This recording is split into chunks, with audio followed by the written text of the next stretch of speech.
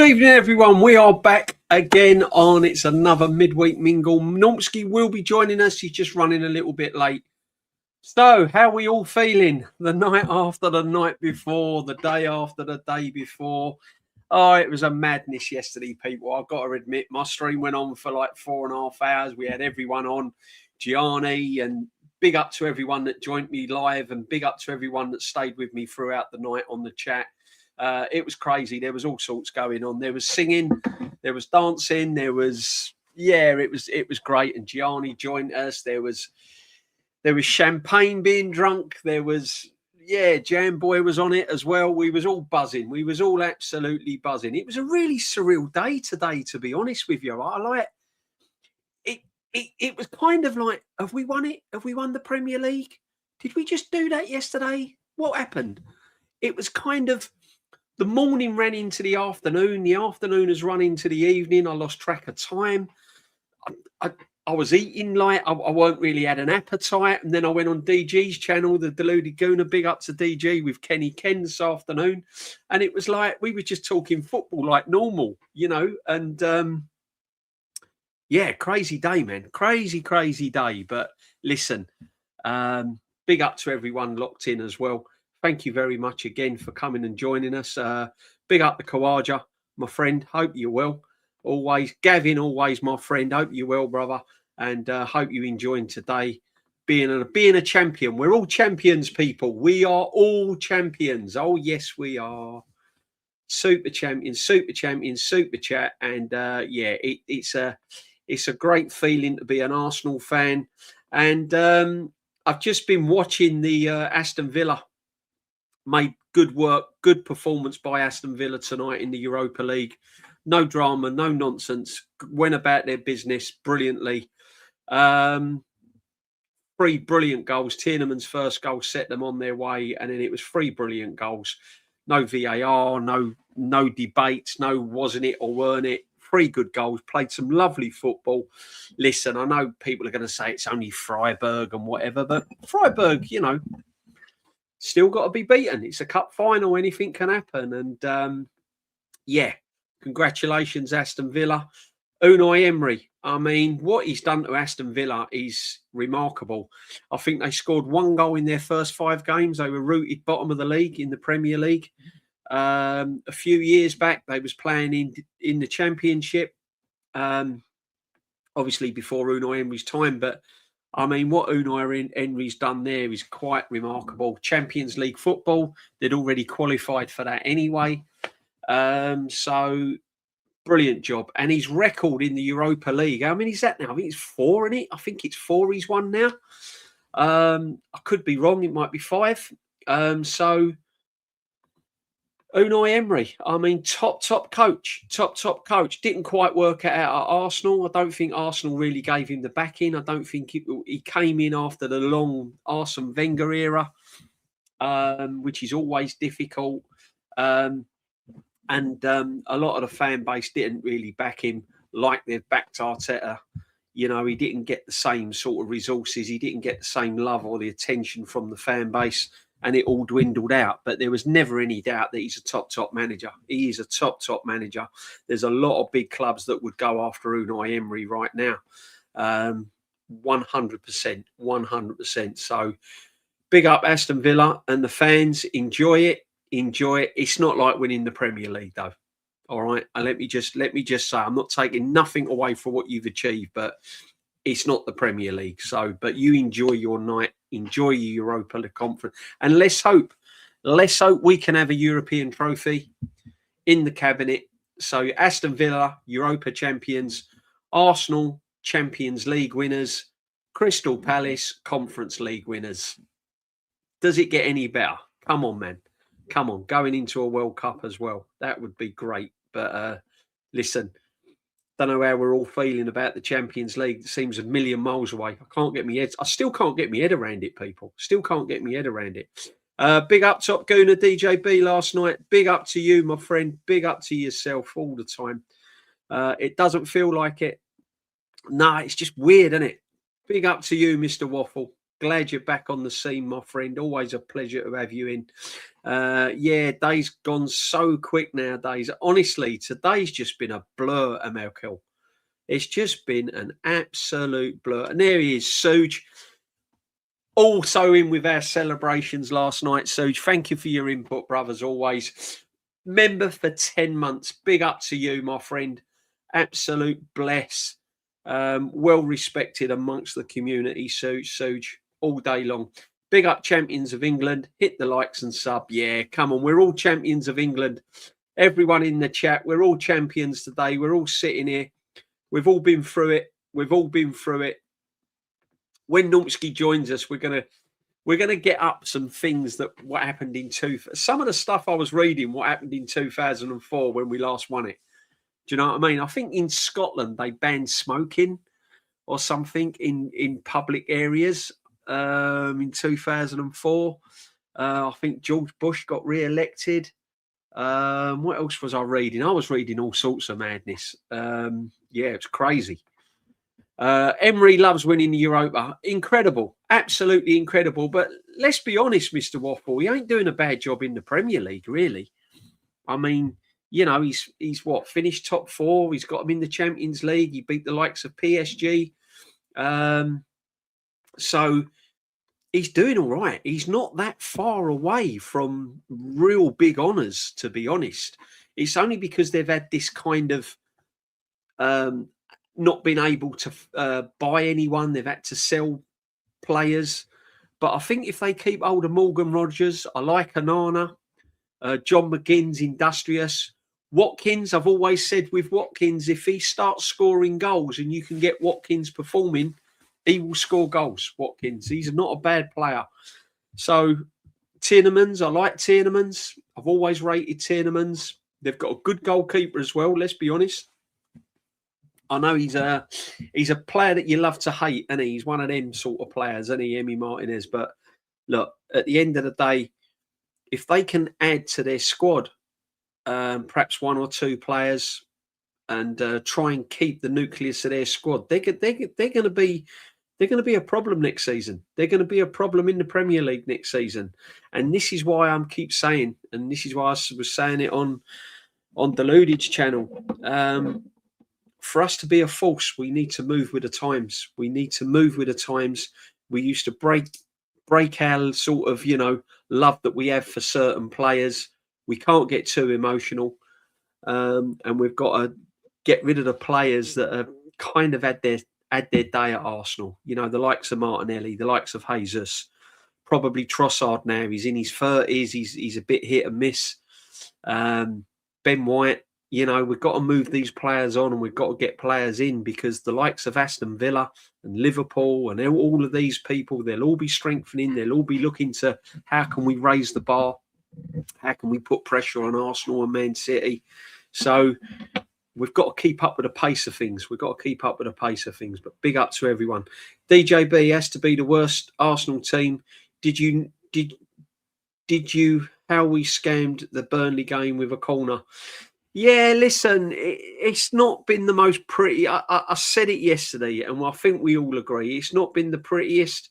It's not been the prettiest Arsenal team to watch. It's been a hard watch at times. But at the end of the day, you know, you've got to go and get the job done over 38 games. And we've done that. So, listen, the jury will be out for another day. I personally think that, you know, we need to sign really make some good signings next season. I'd love Morgan Rogers in this team. I keep saying it. I just feel that this team needs a real good creative midfield player, a real good baller in midfield, so we can perhaps put Declan Rice in the 6. We need a left winger. We need a real quality left winger, possibly a couple of fullbacks, a left back and a right back for me. So, yeah. We've got to do our business early, and we've got to, you know, Berta's got to start working his magic. As soon as that final whistle goes after the Champions League, get what needs to be done. Yeah, 5. I think it is 5 Europa Leagues. I think it is. Every single club in England will soon have a European Cup except us. Oh, man, don't say that, my friend. Don't say that. But yeah, listen, you know what the champs means to me? The champs means everything to me. I said it from the start and I say it now. I want the Champions League more than the Premiership. As you could see yesterday, absolutely over the moon that we won the Premier League, and I'm still buzzing. But I don't know. The Champions League for me is everything, absolutely everything. We need it. We need that European glory. Our record in Europe is just not good enough. Look at what Aston Villa's won in Europe. They've won loads of trophies more than us in Europe. Aston Villa. So, yeah, I think that's 21 trophies Aston Villa's won in their history. You know, they're a big club. People don't realise how big Aston Villa are. Aston Villa are a huge, huge football club. A lot of history. Massive club. Massive club. Always been there or thereabouts. Always a tough team back in the day. Back in the Highbury days when I was growing up, as a teenager and a young kid, playing Aston Villa was never an easy game. Never an easy game. DJ Zubimendi a great manager. 5 Europa out of 6 finals. There you go, Aussie Ange. Only one he lost was Arsenal. Yeah, can you believe it? Can you believe it? Emery would have won so many more trophies had they'd have kept him. I believe so. I believe so. I honestly believe. Do you know what? I'm glad Tottenham didn't take him. If Spurs had to take Unai Emery, they wouldn't be in the mess they're in now. Trust me. Big up Emery. If only he was given 6 years and $1.5 billion to spend at Arsenal. Yeah, who knows what he would have done, my friend? Who knows what he would have done? He would have ripped it all up, I'm sure. Just been up at the Emirates. Big up. Is it still banging up at the Emirates, or are they waiting now for the parade? Are they waiting for the big day, the big parade? Do you know what I was thinking, right? Because obviously I'll be at the parade, and I'm sure some of yous will get to the parade as well. And big up to every single one of yous. But do you know what I was thinking? I wonder how the parade will be, because it's literally the day after the Champions League, isn't it? Now, I was sitting here thinking today, right, and I'm thinking to myself, we're still buzzing from the Premier League, and the Premier League is, in a lot of people's eyes, is the one to win. And I get that. It's been 22 years, get the Premier League one. But it's been it's our whole history, we've never won the Champions League. But let's put that to side a minute. I wonder how it'll be if we turn out at that Champions League and we take a mauling from PSG. I'm not saying it's going to happen, by the way, but let's just say it did. Let's just PSG smash us 3-0 in the Champions League and we kind of fall out of bed and smash our head open, if you like. I wonder what the feeling would be like on that parade. It might put a little bit of dampers on it. I think it will for me. It won't ruin it. I'll still celebrate, but there'll be a part of me thinking, oh, yeah, you know. And even now I was thinking today, wouldn't it have been nice if we'd have won that Carabao Cup as well? Wouldn't it have been nice if we'd been in that final of the Carabao Cup? We'd have had the Carabao Cup in the bag and then yesterday win the Premier League as well. 2 cups in the bag and you're going into a Champions League final. If we was to lose that Champions League final and we'd have had 2 cups in the bag, it probably wouldn't have hurt. It probably wouldn't have hurt so much. I don't know. I'm just putting it out there. I don't know. I'll be gutted if we lose that Champions League. I'm going to be real with you. That will hit me quite hard. Me personally, that will hit me quite hard if we lose that Champions League. So although I'll enjoy the parade and although I'll be there and I'll be celebrating the fantastic achievement that we've done in the Premier League, not fantastic football at times, but you know where I'm coming from. There'll still be a part of me thinking, if only, perhaps that's me being selfish and greedy. I don't know. With Villa winning, you're going to hear more banter about Arsenal not winning the European trophy. Do you know what, Paris fan? We're used to it now. That's why I want to win it so much. They're going to be unbearable when they come to the Emirates if we don't win the Champions League. They're going to be absolutely unbearable. We're going to be sitting there as Premier League champions And then all they're gonna be singing is like Champions of Europe. You'll never sing that, blah blah blah. And there's no answer to it. This is why I want it so badly. We can't come back at any team that's had success in Europe. We just can't come back to them. We've won the Cup Winners' Cup, so I don't mean teams that have won the Conference Cup and things like that. You know, because we won the Cup Winners' Cup, which is on probably the modern day par of the. Well, I wouldn't even say it's the modern day par. There were some tasty teams in that Cup Winners' Cup. Let's be truthful. But yeah, look, until you win old big ears, mate, you can't really say a lot. You can't. This is what I'm saying. You've got to go down. You can't go down as greatness until you've won it. I mean, I heard today that people were saying about one of the things is this team better than the Invincibles? Look at the stuff they're coming out with. They're comparing it with the Invincibles, you know. You can't compare this team with the Invincibles. Both two different teams. One had attacking flair, brilliant defence, you know, attacking from all angles, from the wing, from the centre, from midfield. And yet you've got this modern Arsenal team that's a defensive, solid unit that's well organised, hard to break down, organised, works hard off the ball, industrious. But yeah, two different teams. You can't compare one with the other. Your modern day fan, you know, that don't really remember the Invincibles will rightly say this is the best team they've ever seen. And I get that. I totally get that. Me and Kenny Ken says the Invincible team for us wasn't really necessarily the best team. The 91 team for me was a great team, and the 2002 team was a brilliant Arsenal team. But, you know, that's for another time. Next week, Crystal Palace in the Europa Conference final. Yeah, good luck to them. Good luck to them. I like Crystal Palace. I like their fan base, Crystal Palace.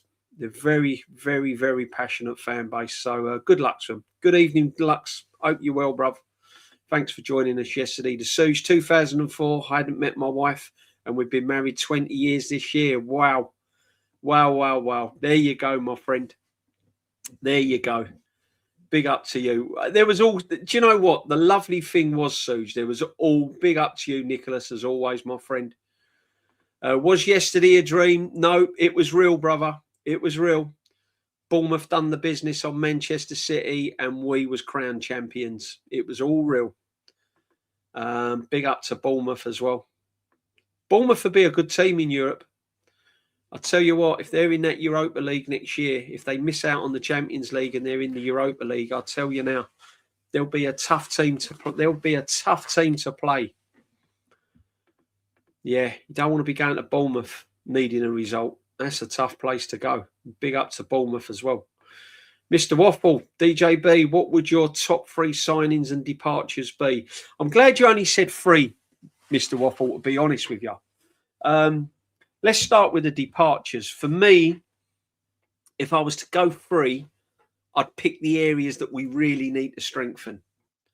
And the areas that we really need to strengthen is the left-sided midfield. So I'd probably keep Trossard for one more season, because I think him and Martinelli, I think out of the two, Trossard gives you that little bit more. So Martinelli would go for me from the left. Ben White would go from the right back because of his injury. We need an adequate backup for right back because Timber's injury prone. So the 3 key areas for me is a right back, a left-sided midfield player, and then I'd probably get rid of Jesus, and I'd probably go and get another forward like an Alvarez or something like that. Someone that you can mix it up a little bit or play alongside Gyökeres or off Gyökeres or rest Gyökeres, and you've still got that quality forward, because I don't really want to rely on Havertz and I don't really want to rely on anyone else mate doing. I don't want no mate doing up at the top. So there'd be the 3 for me: the left midfield, a right back, and another forward. I'd bring in Alvarez. I'd go and get Morgan Rogers if I was, if we could prize him away from Villa. Right back, I don't know. I don't know who's around at right back with any real quality. It's really hard, that right back position. Really, really tough. It's a tough one, the right back position, because there's not many good right backs around. I'm trying to think. Who's a brilliant right back that I've seen this season? I mean, within budget. Do you know what I mean? I mean, apart from the obvious ones that you're going to pay millions and millions of pounds for, trying to think. Can't think of a right back really, but that's who we need. We need adequate backup for Timber, and I don't mean a centre half that can play right back. So yeah. I like the Bournemouth. To be honest, I like that Bournemouth right back. Or was it the left back? No, the Bournemouth right back. I forget his name now. But I like Tavernier as well for Bournemouth. I really rate Tavernier. I think he's a good player. I think he's a really good player. So yeah, that's for me, Mr. Waffle. I think we need to focus on key areas, if you ask me. Aston Villa back in the day, Petrov, remember him? I do remember Petrov. I can go back further, like old Gary Shaw, Peter With, some brilliant players they had. Big up Icy Spicy, big up DJB. Not been a prettiest team of all time, but win's a win. Not going to complain. No, you can't complain with a win. You can't complain with a win. It's not the prettiest team. We haven't played attractive football in stages, but listen, what I'm hoping is now we've actually won the league, this manager now will start to spread his wings a little bit. He'll start to spread his wings and he'll start to kind of realise that we need to play more on the front foot and, more attractive. But in order to do that, I still think we need a proper attacking midfield player, and build from there. If you ask me, So we just have to wait and see. But yeah, a win's a win.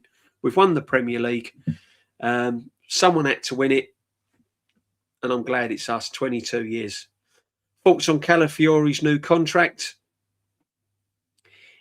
Again, he's injury prone. That's what worries me. Yeah.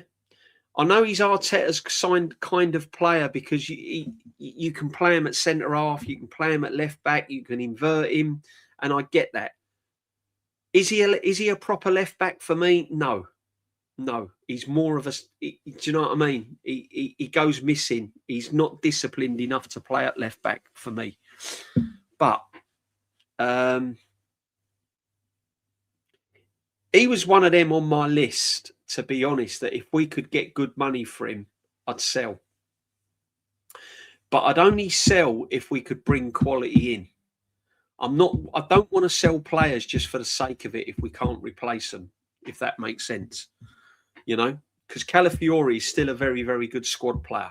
And when Calafiori's on one, when he has a good game, he's awkward. He has a good game. He's strong. He marauds around. He gets in positions where he's hard to pick up sometimes. So I would only sell if we could get players in. But going back to Mr. Waffle, I like that Livramento, If you get Livramento fit, I like him. Livramento would be a good backup right back. I do like Livramento. I think he's a good player. We ain't getting Reece James or anyone like that, but I like Livramento. Rico Lewis as well. He's another one. Man City kind of bench player. He'd be another good little right back as well to have. So they're out there. They are out there. You've just got to try and get the right ones that you're going to fit in. But I want like for like. I want like for like next season. What I don't want to be in a position where we have drop-offs. Because for me, Noni Madueke is a drop-off. Saka gets injured. You bring on Noni Madueke. I read a stat out today. I've got a stat today, which I read, and I was shocked. And so was DG, and so was Kenny Ken. I think Noni Madueke in 25 starts has scored 2 goals and had 1 assist. Let that sink in. An England international playing right midfield or right midfield for Arsenal Football Club, 25 starts, 2 goals and 1 assist. Not good enough. 50 odd £million, not good enough. Yeah. He's been part of the Arsenal team that's won the Premier League, but has his input actually had an effect on it? Not really. Not really. Not good enough. So that's the sort of benchmark we need to raise a little bit for me. Winning the league will attract good talent, but winning the Champions League will attract world-class talent. Suj, absolutely spot on. Absolutely spot on. Yeah. The door opens a lot wider if you win that Champions League, brother. It opens a lot wider. When you win the Premier League, you half open the door. When you win the Champions League, you open it up and you say, come on in, let's negotiate. Let's sit you down and start talks. Make no mistake, the table doesn't lie. We've been the most consistent team. You look at Bournemouth and they've only lost 7 games all season. Luke's lucky bunch, it's all about consistency. Consistency wins your league. And I understand that. I totally get that. And listen, I'm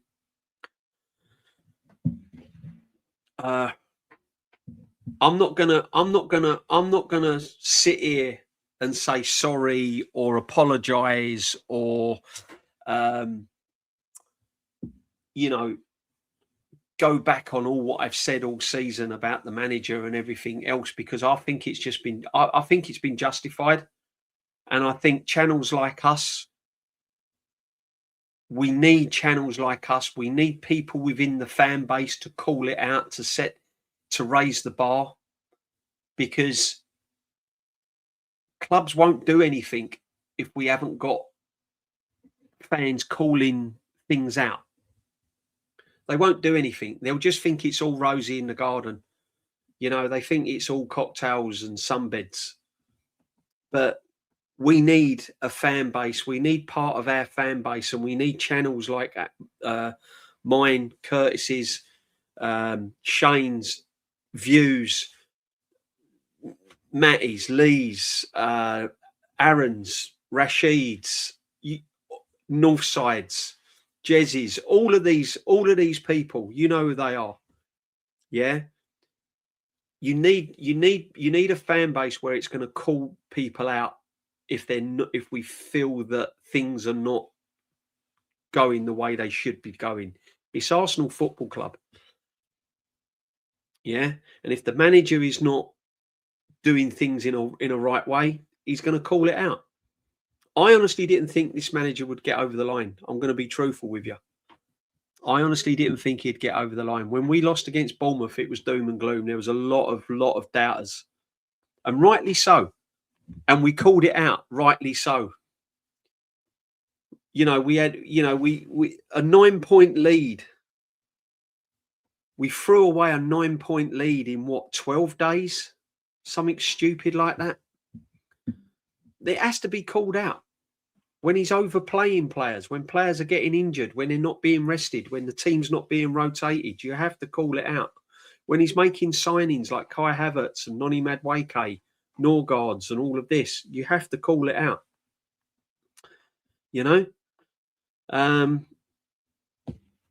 When he's pulling off players, when there's players, he done it against Burnley. Odegaard was just spinning around, Kylie Minogue, spinning around, getting the ball, doing nothing with it. And when he did try to play the through ball, he overhit the pass. He gave the ball away 4 or 5 times. Keeps him on the pitch, takes off Eze. I know it don't matter now because we've won the league, but at the time, you got to call it out. You got to think, why is this brother still on the football pitch when Eze's been taken off? So all of these things throughout the season, you have to question. You have to question. And you're not being negative. You're not being negative. You're not being kind of anti-Arsenal or anti-Arteta. You just want to make people realise, hang on a minute. This ain't all rosy. There are things that need to be addressed here, Otherwise, we're not going to be where we want to be. 100%. Here he is. Look at Normski on the Mingle. I'll tell you what, Arsenal have not just won look at brother Normski, people. Look at brother Normski. What we saying, people? What are we saying, yeah, bro? What we saying? Yes.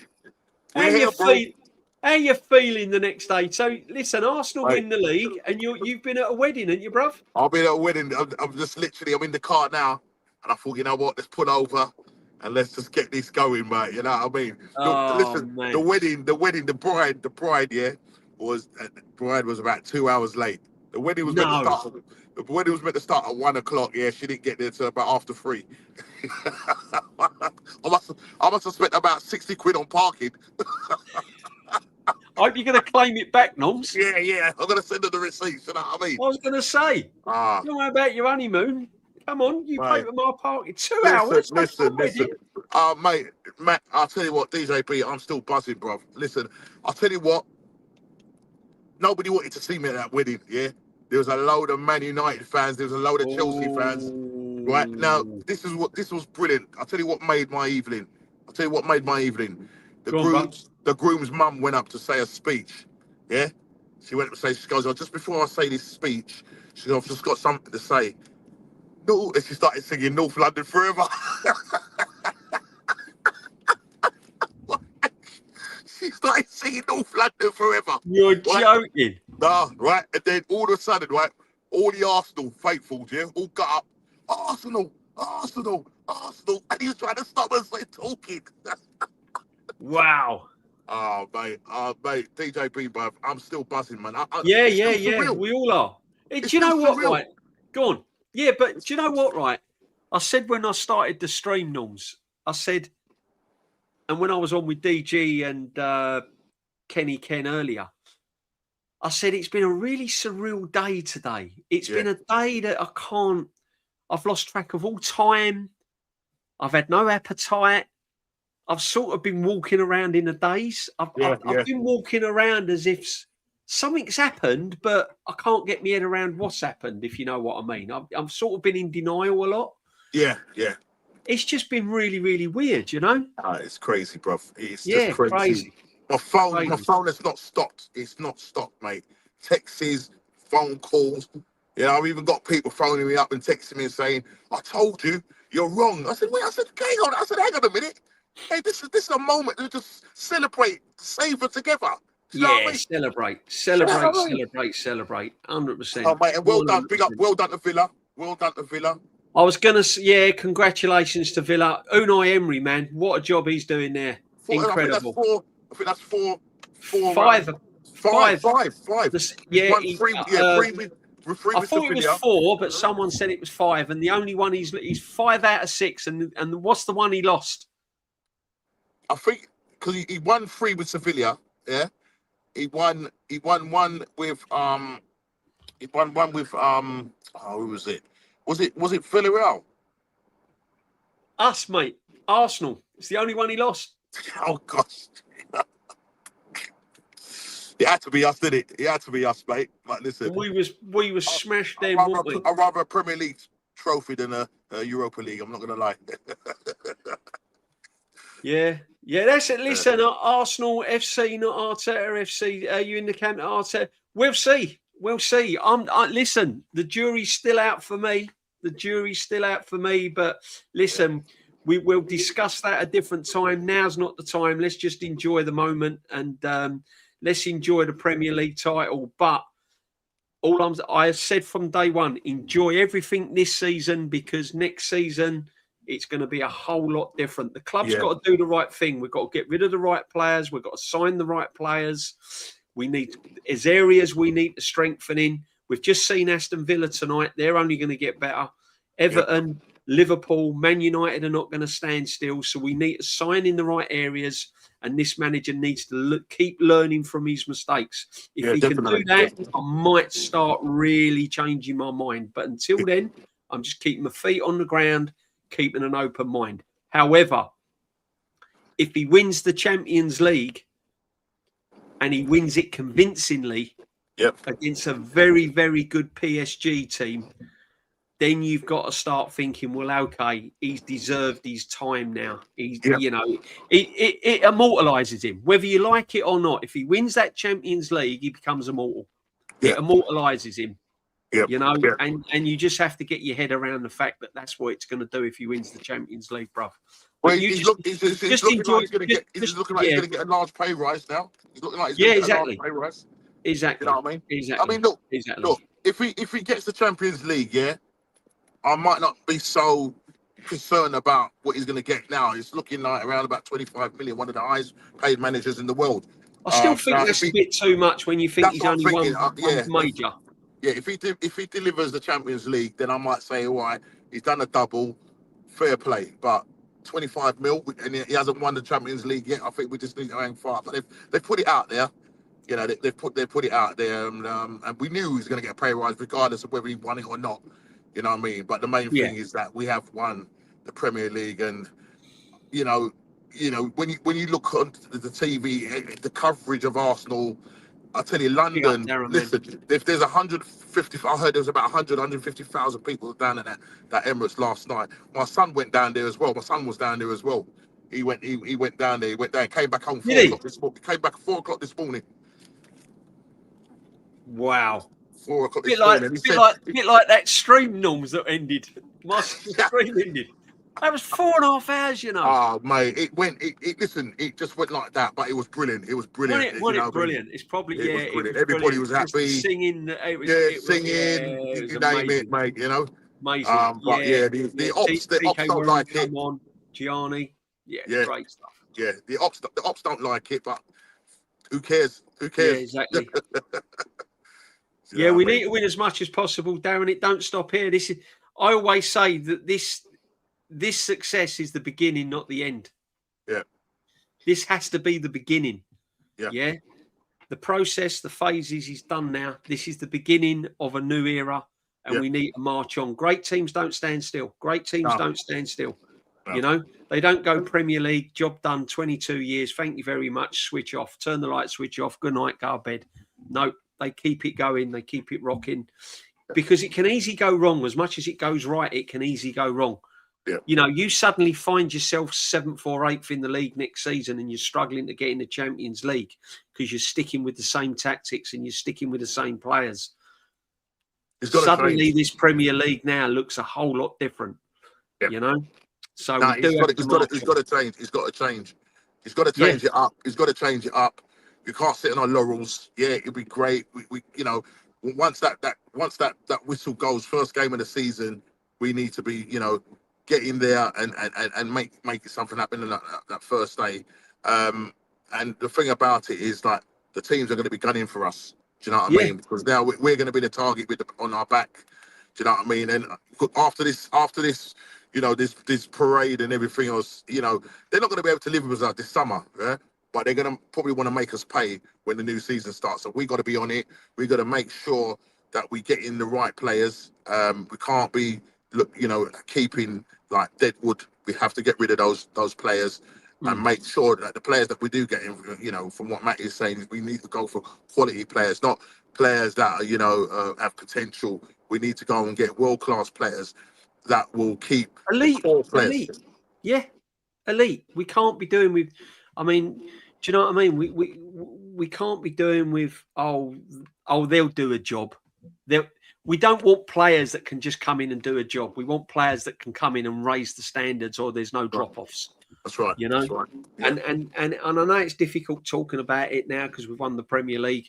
Listen, we're all enjoying winning the Premier League with what we've got, but you know, we've got a Champions League, and I don't want to be embarrassed with that Champions League, Norms. I want to win it. I want to win it. I want it so desperately, that Champions League. And I said I wanted the Champions League more than the Premiership, and I haven't changed my mind. I haven't changed my mind.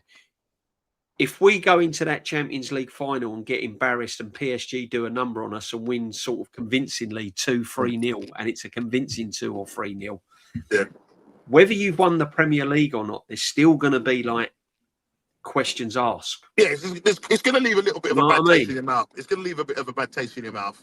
You're not going to lie, because straight after that, I mean, you're not going to really have enough time to even mull on it, because next day is the parade. You know what I'm trying to say? But you know, we've got to go into that chat. Well, listen, we've got a puncher's chance. You know, they're favourites. But listen, you've got to be in it to win it. And if anybody can maybe nick something off of them, you know, it might be the Arsenal. So, you know, let's go into that game. Yeah, you know, off the back of you know, winning the Premier League. We got to make sure that, you know, we're on it. You know, we put that Premier League, just put it to the side and let's focus on this Champions League. Let's go there. I think we've got.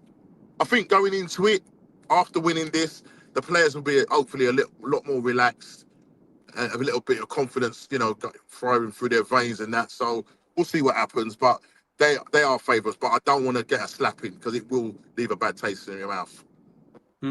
Yeah. No, exactly, mate. We've got to go in there. I mean, I think if there's any team that can frustrate PSG, it's us. But what I don't want to do, I don't want to go into that game sitting back and just trying to. I don't want it to be a kind of Arsenal v Burnley, if you know what I mean. Do you know what I mean? I think we've got a little bit of quality to try and hurt them as well. Yeah. Even though our attacking form our attacking part of play this season hasn't been brilliant, I still think we've got players there that can hurt them if we get in positions. Yeah.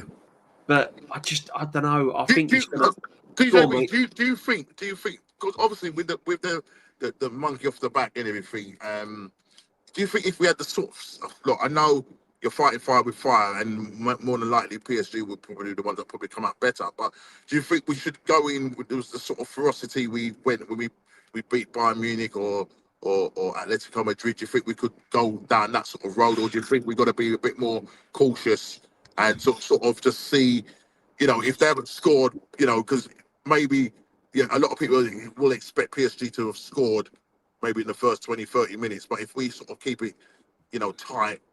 But do you know what I mean? What approach would you sort of favour? Which approach would you take? Right, I think what we've got to try and do, because look, PSG are a quality team. They've got players in attack that can hurt you at any time. Dembele, Doué, Cavachela, Vitinha, you know, they've got real good quality in the final third. If we go all out guns blazing from the start, you could easily find yourself 2-0 down within minutes. Yeah. And then it's game over. Then you've got to come out. And if you come out against PSG and leave yourself open, they'll pick you off. So we can't go all out. I think we've got to keep it sort of steady for the first sort of 20 minutes, 25 minutes, keep the ball, you know, press them, stop them from playing, because you can't let them have too much possession, because they'll look to kind of get the ball into Cavachela and let him run at you. Yeah, create stuff. So we've got to cut off the channels into their forward line. Yeah. So we have got to play it a bit cagey, and it might be ugly for the first sort of half hour. It might even be ugly for the first half. Yeah. But there will come a point, if it's 0-0 or they're 1-0 up, where we're going to have to come out. We are going to have to come out at some point. So I'd probably leave it till about the 55th minute, see how it goes. If it's 0-0 at half time, keep it tight for the first 10 minutes of the second half. Yeah. And then start to step it up, yeah. Then flex your muscles a little bit, you know. Yeah. The only thing we've got, when you're playing top teams like PSG, you must use the ball wisely when you've got it. You can't give it away. You can't give it away. Yeah, you can't give it away. You know, you can't have Noni Madueke doing madness and Martinelli just running the ball out of play and losing possession and giving possession away cheaply. Yeah, you've got to be a little bit shrewd with it, you know. Yeah, we need to look after the ball a bit better. I think that's one thing about Arsenal. We don't look after the ball against lower opposition. Yes, we do it, but when it comes to top opposition, we do, find it difficult when it comes to just looking after the ball, keeping possession. But it has to be purposeful. It's not about just kicking up balls. You're right, Norms. There's got to be a purpose behind it. So if you're going to play a through ball, it's got to end up with a corner or a shot on goal. Listen, I don't want to nitpick, but in the game against Burnley when Odegaard started that game, I think he played 6 or 7 through balls, and of which one only reached a player. The rest of them either went out for a goal kick because he played it, he put too much weight on it. Do you know what I'm saying? Either he put too much weight on it, or he played it too short and it wasn't getting to its man. So if you're gonna make a pass, make sure it's a pass that reaches the player, that he has a chance of at least taking a shot at goal. And I think the key thing is what we need to do in that game is take our chances. Take our chances. Oh, if a chance comes, you have to take them. You have to take them. What Arsenal are guilty of, especially are attacking. I wouldn't say Gyökeres, but I'm talking about the likes of Saka, the likes of Trossard, and that. If you're gonna or Odegaard or Kai Havertz, if you're gonna take a shot, don't hit it straight at the goalkeeper. No. It's every time. It's like they don't have. I know it's happening at a fast pace, but surely you can pick your spot. Do you know what I mean? Yeah. You got to force the goalkeeper to make saves if the opportunity arises. You can't. But I think when you're look, if we go toe to toe with PSG, I'm not so sure. Individually, we've got players like Rice and Saliba, Gabriel, and all of that. But in an attacking sense, I don't think we can go toe to toe with them. I just don't think we've got the quality in attack like they've got. We've got one or two. Saka, if he's on it, obviously Gyökeres can score goals. We know that, but we've got the capabilities defensively. Yeah. But we haven't got the capabilities attack. I mean, we could probably definitely hurt them with set pieces, but we got to make sure. I'm not saying definitely. I don't think their goalkeeper's as good as what people think. And I'm not saying go and kick the ball out for the sake of kicking it, but all out for a corner. You know what I mean? Make sure you go and attack them, and if it forces them into a corner, then fair play. But then if you take those corners and make sure that you're getting more corners than them, because there's a likelihood is that you may score from one of those corners chances. So that's what we need to see from Arsenal, because that's our biggest strength at the moment, corners. You know what I mean? So from open play, our attackers are not quite on it at the moment. Oh, absolutely. But we've got to. But going forward, we've got to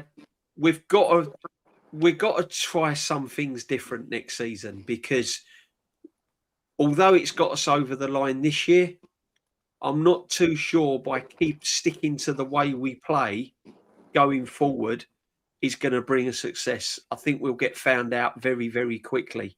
Yeah, so what Mikel Arteta's got to do, if he's capable of doing it, he's got to kind of find a different way how to win games next year. Yeah. You know what I mean? And a lot of that will come down to pre-season, because we will see in pre-season what sort of style he's going to go for, and what signings we make, Norms, and the signings we make. 100%. And if we see, look, I suppose we can say when we watched pre-season last year or last season, I didn't get the sense that we was going to play the type of football that we're getting now. Yeah. No. But I'm hoping that he will surprise us and surprise the opposition as well, because maybe going into the new season, listen, all managers have to be on it and know what the other opposition is likely to do. But we have to come with something different, and that will be down to getting quality attacking players, and Arteta allowing these attacking players to play with a free spirit, Exactly. free will, He's got rather to. than this real rigid. 100%. And he's got to realise that some attacking players are better in the final third than they are defensively. Mm. You know, he's got to realise that. But big up the Suge, as always. If it's buy and sell free, sell Trossard, Odegaard and White. Yeah, bring in Gnabry, Alvarez, Michele. Yeah, I know. Yeah. I can't pronounce his name. Sorry, my friend. Katie. Michele. Where is it? Yeah, it's cheap and allows you to spend elsewhere. That's the sort of signings we need, because we need players that are not going to cost a lot of money, but have still got that quality, so we can then go and sign elsewhere. You know. But, this is what I'm saying. I reckon there's 3 areas that really need addressing. That left side midfield still needs addressing for me. Yeah. I still think we need that sort of player. But big up everyone that's in. Normski's looking super duper cool. He's looking like James Bond sitting there. He's James Bond in the Mingle. Miss Moneypenny. Yeah. James Bond. Diamonds are forever. Hey, Shirley Bassey settings. Toff Alvarez is the type of player that will bring the best out of other players. Serge Wright, before his injury, was still one of the best left wing in Europe. Yeah. And 10, we're good with Eze and Wanyeri. I don't think he's bringing back Wanyeri personally. I think he gets sold. Yeah. If you does he get a winner's medal? He should do, because I bloody hope so, man. I'll have to look that up. I don't know. Someone in the chat, look it up. Yeah. Does Wanyeri get a winner's? I'm pretty sure he does. He won't be there. He won't be there on Sunday to receive it, will he? He'll still be. Man, I feel sorry for him, man. He weren't jumping up and down at the training ground, was he? I do feel sorry for him. If Hughes beat PSG, I'll still say he only paying back a big debt from many failings. Yeah, I see that. I get where you're coming from, bro. Yeah. I get where you're coming from. But big up everyone that's locked in again. Unai Emery, Brilliant. Aston Villa fan, big up to you, my friend. Enjoy. First time in 30 years. I remember when you won it last time. Peter With, I think it was, wasn't it? It was back in what was that? Back in, what was that, 80? What was it, 1980? 83, something like that? Crazy. I remember Peter With, yeah. That's a name, isn't it? That's a name we remember. Peter With. Yeah, Peter With. He was a proper old bruiser. He was, man. But yeah, big up to Villa. Great stuff. Absolutely big club. What's that? 21 trophies now in your history you've won. 21 trophies. People don't realise how big Aston Villa is. Aston Villa is a massive club. And I'll tell you what, they're only about 3 or 4 signings away from doing some damage in the Premier League next year. Like challenging for the Premiership. I don't mean finishing in the top 4. Unai's done a great job with them, mate. He's done a great job with them. Normski, tell them you were right 5 seasons, they were right for 1. Yeah, exactly. Well, this is it. DJB, and this is the thing about it. They're coming at me and saying, hold that, and you know what I mean. I've had it all. I've had it all, mate. And have you had it as well? Yeah. Hold that. Yeah. Say sorry. It's like, what are we doing here? Exactly. For 5 years, I've been saying we've been calling it out. Listen, for 5 years, I said I can't see this guy getting it over the line. No. There was that year. There was that 22-23 season when we thought, could it happen? Could it happen? Yeah. No. What happened? We bottled the league. 100%. Do you know what I mean? I don't want to be right. I don't want to be right. No, exactly. But the fact is I've been right for 5 years, and now, the process is banged after 6 years of trying. Yeah. Being at the top of the mountain is big up the Turkish, we'll say. Exactly. You're at the top of the mountain, struggled up there. Sometimes you got to nearly get to the top, you fall back down. You get up, you go again. Yeah. Even Curtis Shaw, right? That's all we've been. That's our DJB. That's our opinion. We see the game and watch it factually. You know what I mean? We just don't call it out for the sake of calling it out. We don't have our heads in the sand. Yeah.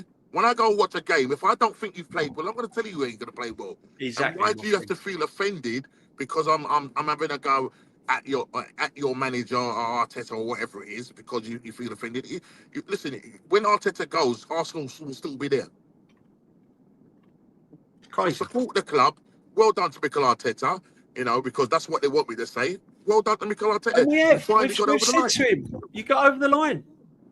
Hold your hands up. You've done it. That's all we've wanted. That's all we've been calling you out. Exactly. Go and prove us wrong.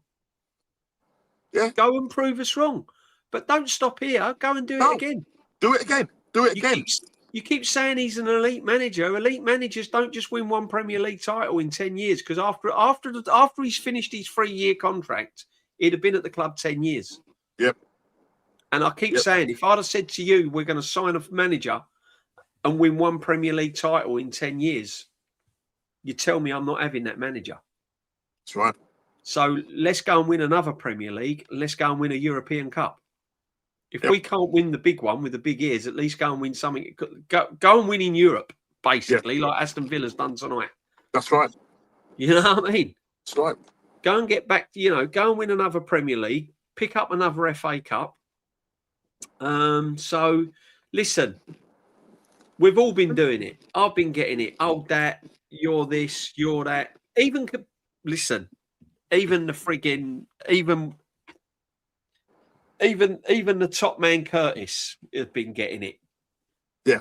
Due regrets. I went through at lunchtime. I went through his stream today, and they were saying, "Oh, do you regret what you've said and all this about Mikel Arteta?" And he said, "I don't regret it."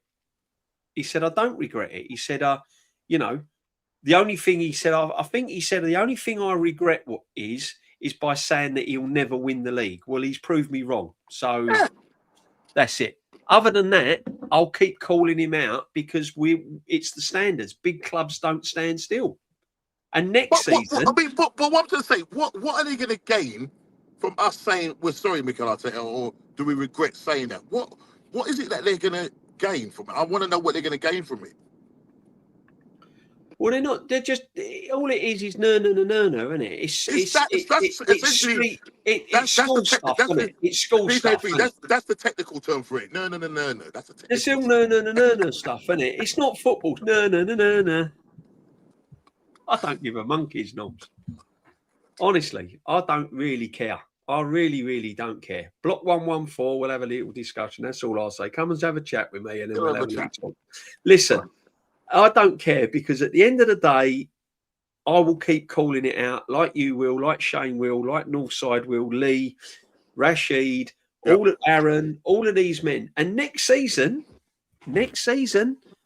if he's up to his old tricks again and he's doing crazy stuff and the team ain't performing and we've got players going down with injuries and he's not rotating and he's not using his squad and he's not doing, we'll call it out again. Right. You have to. Will they have the same energy if we get to a situation with Slot and Liverpool, who they've spent nearly 500 million. Yeah, but that can happen, Norms. That's what I'm trying to say. That can easily happen. But the difference is that the fans are calling for Slot's head.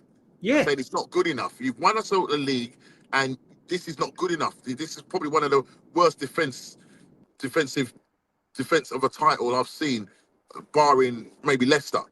You know what I mean? Because the level and quality of Liverpool, they should not be. They've lost 19 games or something crazy. That's right. Yeah, they've let in. I can't remember even how many goals they've let in, but I think it's something like 57 goals they've conceded. Yeah, but I think the thing is right. Football's got a very, very small shelf life. I always look at football as having a very, very small shelf life, Norms. Yeah? It can easily go wrong, and it can go wrong overnight. I've seen it happen so many times to teams where you just think, bloody hell, what's happened there? Yeah. You know what I mean? Liverpool's the prime example.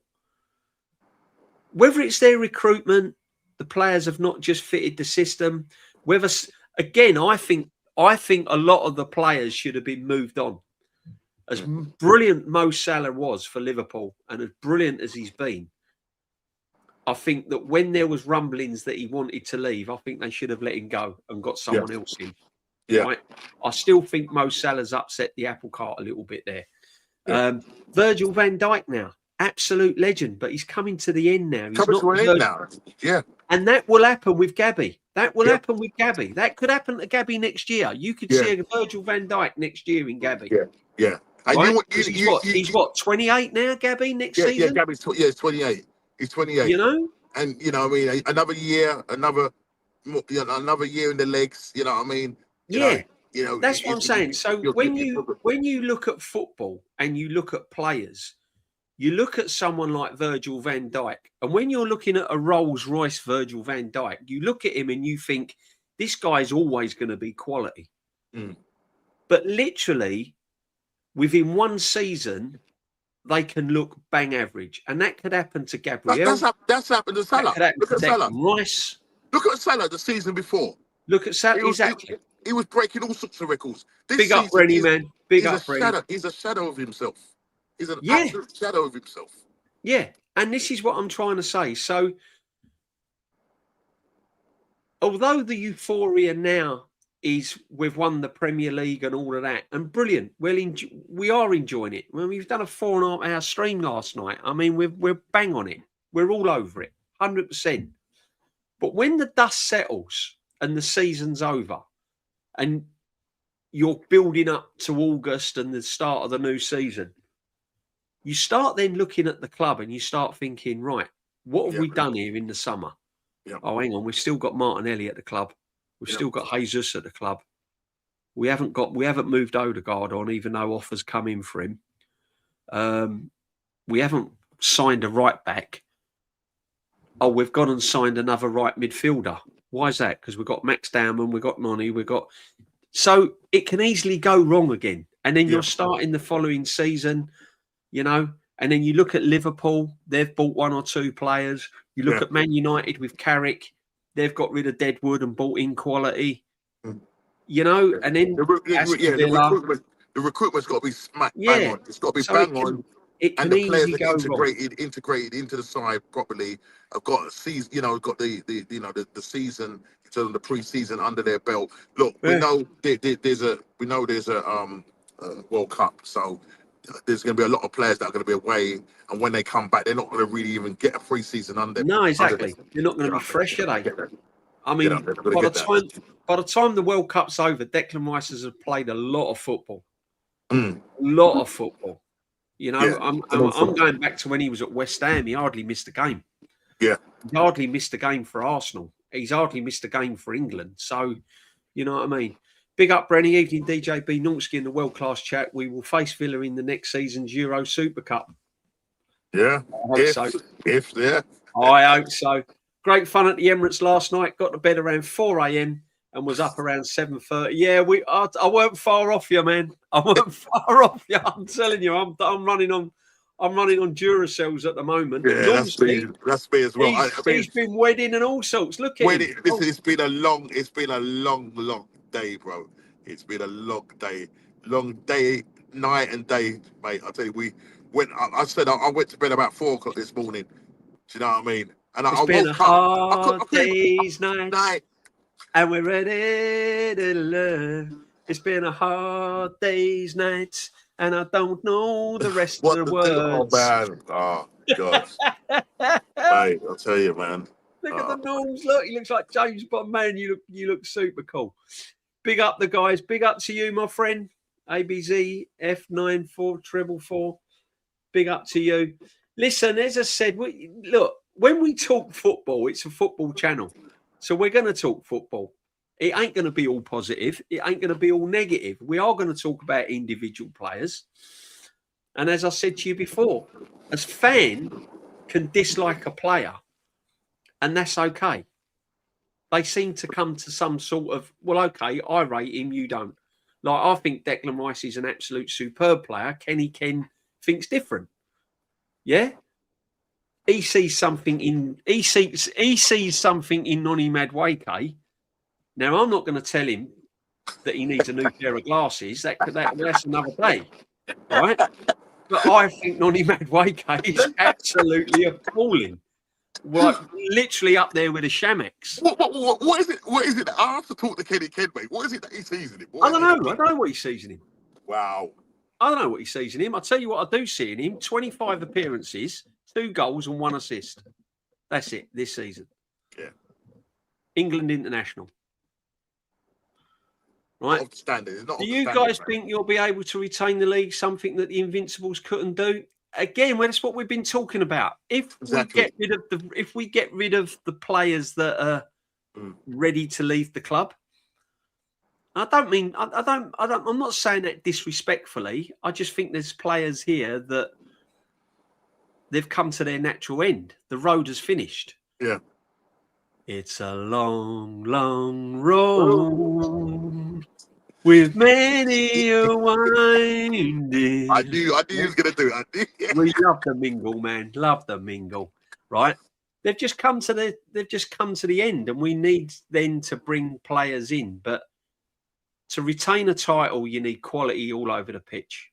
You can't have make-do players in the team.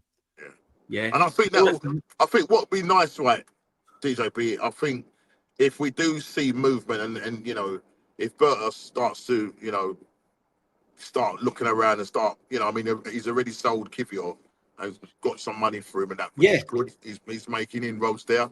And if we start to see players, like, you know, we've been linked with Cavaschella, we've been linked to Alfred, we've been linked with this player, we've been linked with that. I think the player from Porto, the left back, because we do need a left back.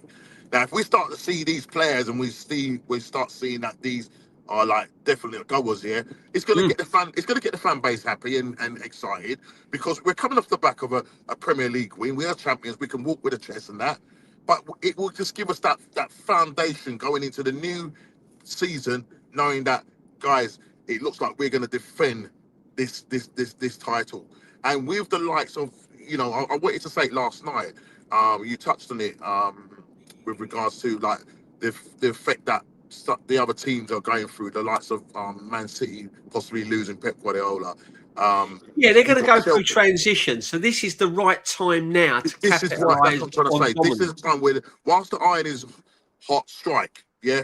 And you've got the likes of Chelsea, who have obviously they've got Alonso, but there's a lot of stuff that's going on field and off field. The two most probably stable clubs right now as we speak is probably Arsenal and Man United in terms of what we do on the field and off the field. We don't, you know, we're not clouded under like, oh, you know, PSR or dodgy dealings or nothing like that. We're just kind of getting on with business. Yeah, and Liverpool will probably be, I mean, Liverpool are pretty stable, but they probably just need 1 or 2, and the manager just needs to have a good start. I think if Liverpool start well, where they win, like, you know, where their first 10 games, they win 8, draw 1. Do you know what I mean? I think they'll start getting the ball rolling. So, but yeah, 100% Norms, because how I look at it is Alonso will get a tune out of Chelsea. Yeah. I think what Alonso will do at Chelsea, he'll go in now, he'll pick his best 11, and he'll work with his best 11, and he'll get the youngsters playing football, he'll get them attacking, and he'll get them organised. That's what I think Alonso will do. And he'll probably look at top 4, you know, probably trying to win a domestic cup. And then his next season, he'll try, you know, he'll go from there. Yeah, because I don't think they're going to have any European competition this year. So they will be a threat. He will get them playing. So they will be better. Man United will definitely be better. Man City is still going to be a good team under Maresca. Oh, yeah, listen, look, you know, if people think that there's going to be a massive, major drop-off with Man City, then, they're having a laugh. No. There will be, you know, just the transition of Maresca coming in. You know, a lot of the Man City fans some of them don't rate him.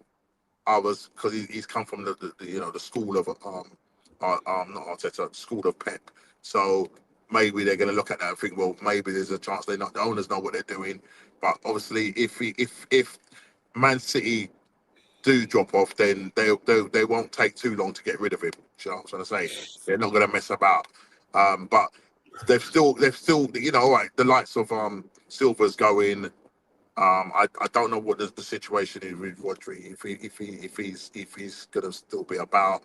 You know, they've got a couple of players that are going to leave. Yeah, I think Silva's going. I think they'll offload one or two players. I don't think Rodri's the player now, but they've still got some pretty useful players, and they will probably sign as well. So, yeah. I mean, they're looking at the Nottingham Forest. The Nottingham Forest midfielder Anderson. So, I think Anderson could end up at Man City as well. Yeah. I think Adam Walton's got somewhere to go. I'd like to sign Adam Walton. He's another player I'd like to sign.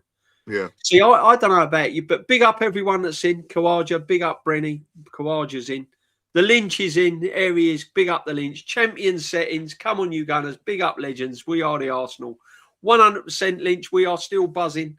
We're still buzzing, but we're talking football. We're talking football. We're on the football. We're on the football mingle. It's in mingle. Big up to you, the Southern Gooner. DJB, didn't know you had Idris Elba on the guest tonight. Matty, we've got Idris Elba. Well, I'll tell you what. I wish I had his money, mate. I wish I had his money. You know what I mean? I'll tell you, we've got Idris Elba. We've got the bouncer. You know.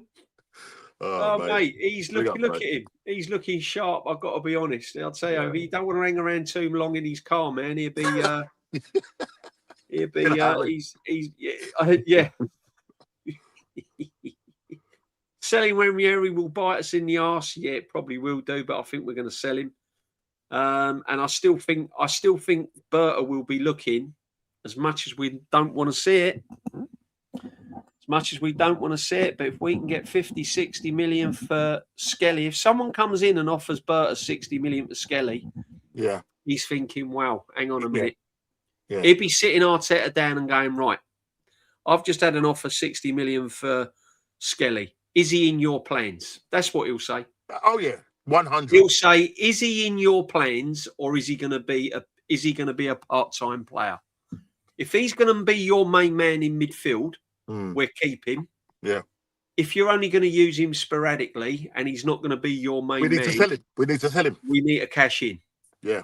See, and as much as the fans don't want to hear this, oh, DJB, you don't know what you're talking about. How can you sell Skelly? I don't want Skelly to go.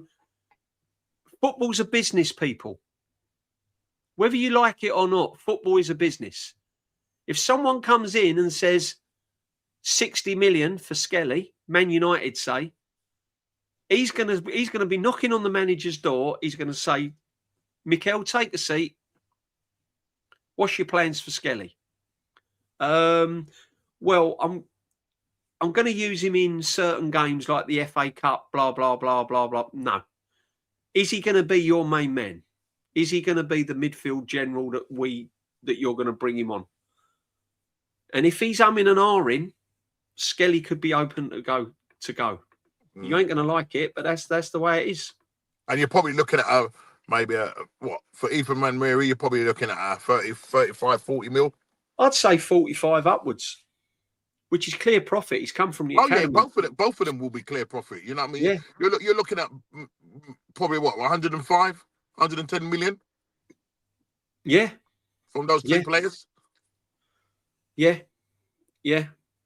I think Villa loses Emery, Martinez, and Rodgers about to unload possibly. Do you know what, Lynch? I don't think Emery will go anywhere. I think they'll sit him down and give him quite a good deal. The only one I can see going from Aston Villa is Rodgers. Yeah. If a big club comes in for him with big money, they might have to get rid of him. They'll try and keep him, but yeah. He can't go to United. Listen, I know he can't go to United. He can't go anywhere. I want to keep him. I want him to be at Arsenal. I want him and Rice to start in midfield every game. That is what I want. I said it. Norms, do you remember, right? You said it as well. We said that he's never a left back. Why don't we not buy Zubimendi and turn Lewis Skelly into our Morgan Rodgers? Right? We said it, didn't we? Yep. Why don't we just get this brother to and build the team around him and Rice in midfield, get the attacking going and turn Skelly into our Morgan Gibbs-White? And he didn't do it. He didn't do it. He leaves it with about 4 or 5 games to go, and then he decides that he's gonna, But I don't know if his hand was forced, why he's ended up playing him in midfield. But when the question was put to him of why he's decided to play Skelly in the midfield, he says, "I don't know." Well, you got to know because you paid a lot of money. You should really know. You got to know where your players. You got to know where your players' best position. 100%. Yeah. When Yeri will get a medal, doesn't look like Kepa will though. You have to play 5 or more games. Oh wow! Big up, Mr. Waffle, for looking that up. I was going to say I think it depends on how many games you play for the club in a season, but I wasn't quite sure. So big up. Yeah. I'm glad Ethan gets the medal. I'm glad he does. Big up to him. Big up Lux and everyone that's tuned in. Make sure you smash your like, sub to the channel, and make sure that you've subbed to Normski. Whatever you do tonight, make sure that you look at Normski TV and go, "Oh, hang on a minute, I've not subbed to that," and you sub to it, people. Come on, get in there. Come on. About time he got us over the flipping line. Yeah, 100%. 100%. This guy's had over £1 billion in 6 years. Minimum expectations was to get us the Premier League this season. 100%. And that's what he's done. Well, as not being allowed to celebrate the success, the sexuals shouldn't be allowed to say it's unbelievable if they really think Mikel is such a great manager. Yeah. Listen, I just think it's crazy. I just think it's absolutely crazy that you can't have an opinion. As I said, we all like different players.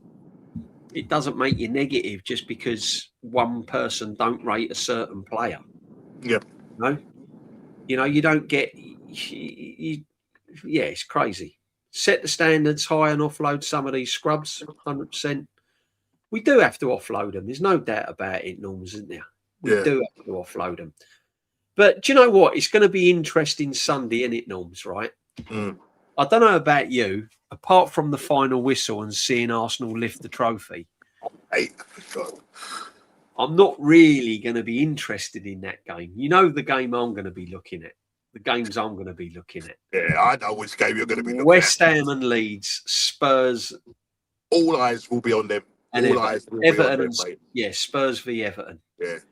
What do you see happening, Norms? Because I said to James, E20 Zone, the other day, I said Spurs will do a Spurs. He said, "I said it's finished now." When they got beat, and he went, "Oh, that's it." When Newcastle done them, he went, "Oh, that's it. And I said, "No, it won't be it. Spursy will do a Spursy." Yeah, they only need a point. No, I said Spursy will do a Spursy. It'll all be to play for last game of the season. Yeah. When was the last time Spurs won at home? I can't remember. I don't think it's this year. Did they win the other day and it was their first game they've won at home in 2026? I thought it was away. I thought it was Aston Villa. Yeah, they played Leeds and they drew with Leeds. Yeah, they drew with Leeds. I don't think they've won at home since January. I don't think they've won at home. Yeah, exactly. So the thing is, going into that game, the permutations of that this weekend coming up in terms of Spurs. I mean, listen, Moisey is a tough nut to crack. Everton is a tough nut to crack. Spurs are going to be Spursy. They're going to be nervous. Last game of the season at home. The pressure's on them, Norms, because they're at home. They only need a point. Exactly. And I'm telling you, if Everton score, oh my gosh. Oh dear, oh Lord. Right. And then West Ham beat Leeds. They win by 1 point. And they survive by 1 point. Yeah. What a season this would be. Spurs to get relegated and Arsenal lifting the Premier League. Oh man. Now the thing is, there's one reality. Let me say this now. There's one reality. Yeah. At the moment, there's one reality, and that's us lifting the Premier League. Because I'm sitting here right now, DJB, and all the conversations that we've had over the weeks and months talking about, is Arsenal going to get it over the line? We have got it over the line. Yeah? We've done it at last. We've done it. and we're happy. We're over the moon. Oh, man. I'm still on cloud nine. Do you know? I've not, as I said to you, today has been foggy all day long. I've not been able to concentrate. You know what? I've only had about 2 hours sleep might have helped. DJB, what's going to happen is on Sunday, the reality is when we watching it on TV or wherever it is, and they're going to give our Arsenal the guard of honour. I mean, how sweet is Eze's going to be walking out while Crystal Palace clap them through? Yeah, that's 2 guard of honours now. Palace have done in 2 seasons running. They had to do it at Liverpool last year, and then they're doing it. They're doing it for us. They're doing it for us. Yeah, and when they lift that trophy, then I know we've done it. And the ticky tape when all the fireworks going off, then I know. Yeah. Then we have the parade after the Champions League, and hopefully we do that as well.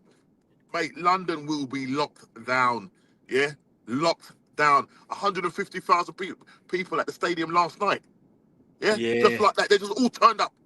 It wasn't organised. Like they were organising the guys. Yeah. No, that was unorganised. This was unorganised, and listen, and it was just fantastic. The players going down there 5 o'clock in the morning. My son said he missed them by an hour because they were just walking up. They were just walking up randomly. They didn't have no bodyguards around them, nothing. They were just walking for this like nothing. Exactly. Fantastic, man. Fantastic. I know Binks was there. Binks was definitely there. Big up the Binks.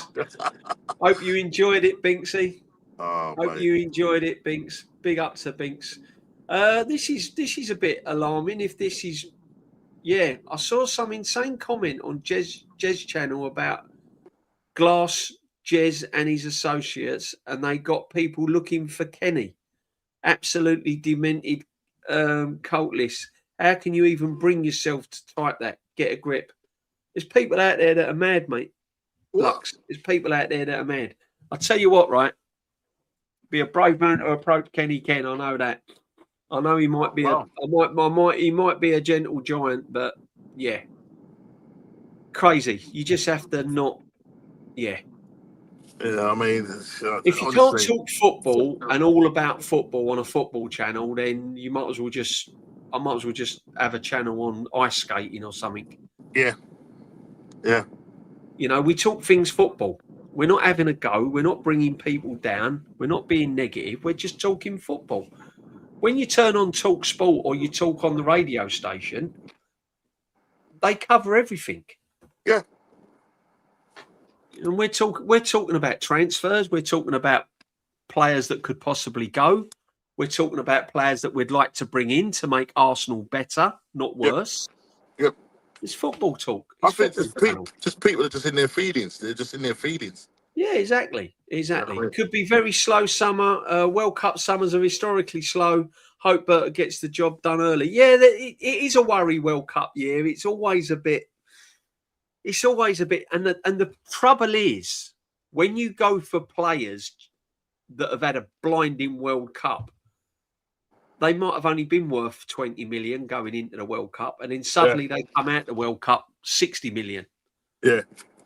Do you know what I mean? Sometimes I think was it Hamas? Was it Hamas Rodriguez? Was it Hamas? Yeah. Hamas. Remember, he lit the World Cup up, didn't he? Yeah. Yeah, and mate gets bought by, was it Real Madrid? Yeah, I think it was. It was Real Madrid, wasn't it? And he flopped. He flopped. I think did he end up on loan at Everton? Yeah. He did, didn't he? Yeah. I think Ancelotti was there. Ancelotti was there at the time, I think. Ancelotti was there. Yeah. Yeah. Do you want us to win Sunday? Of course we do. Irons. Come on, man.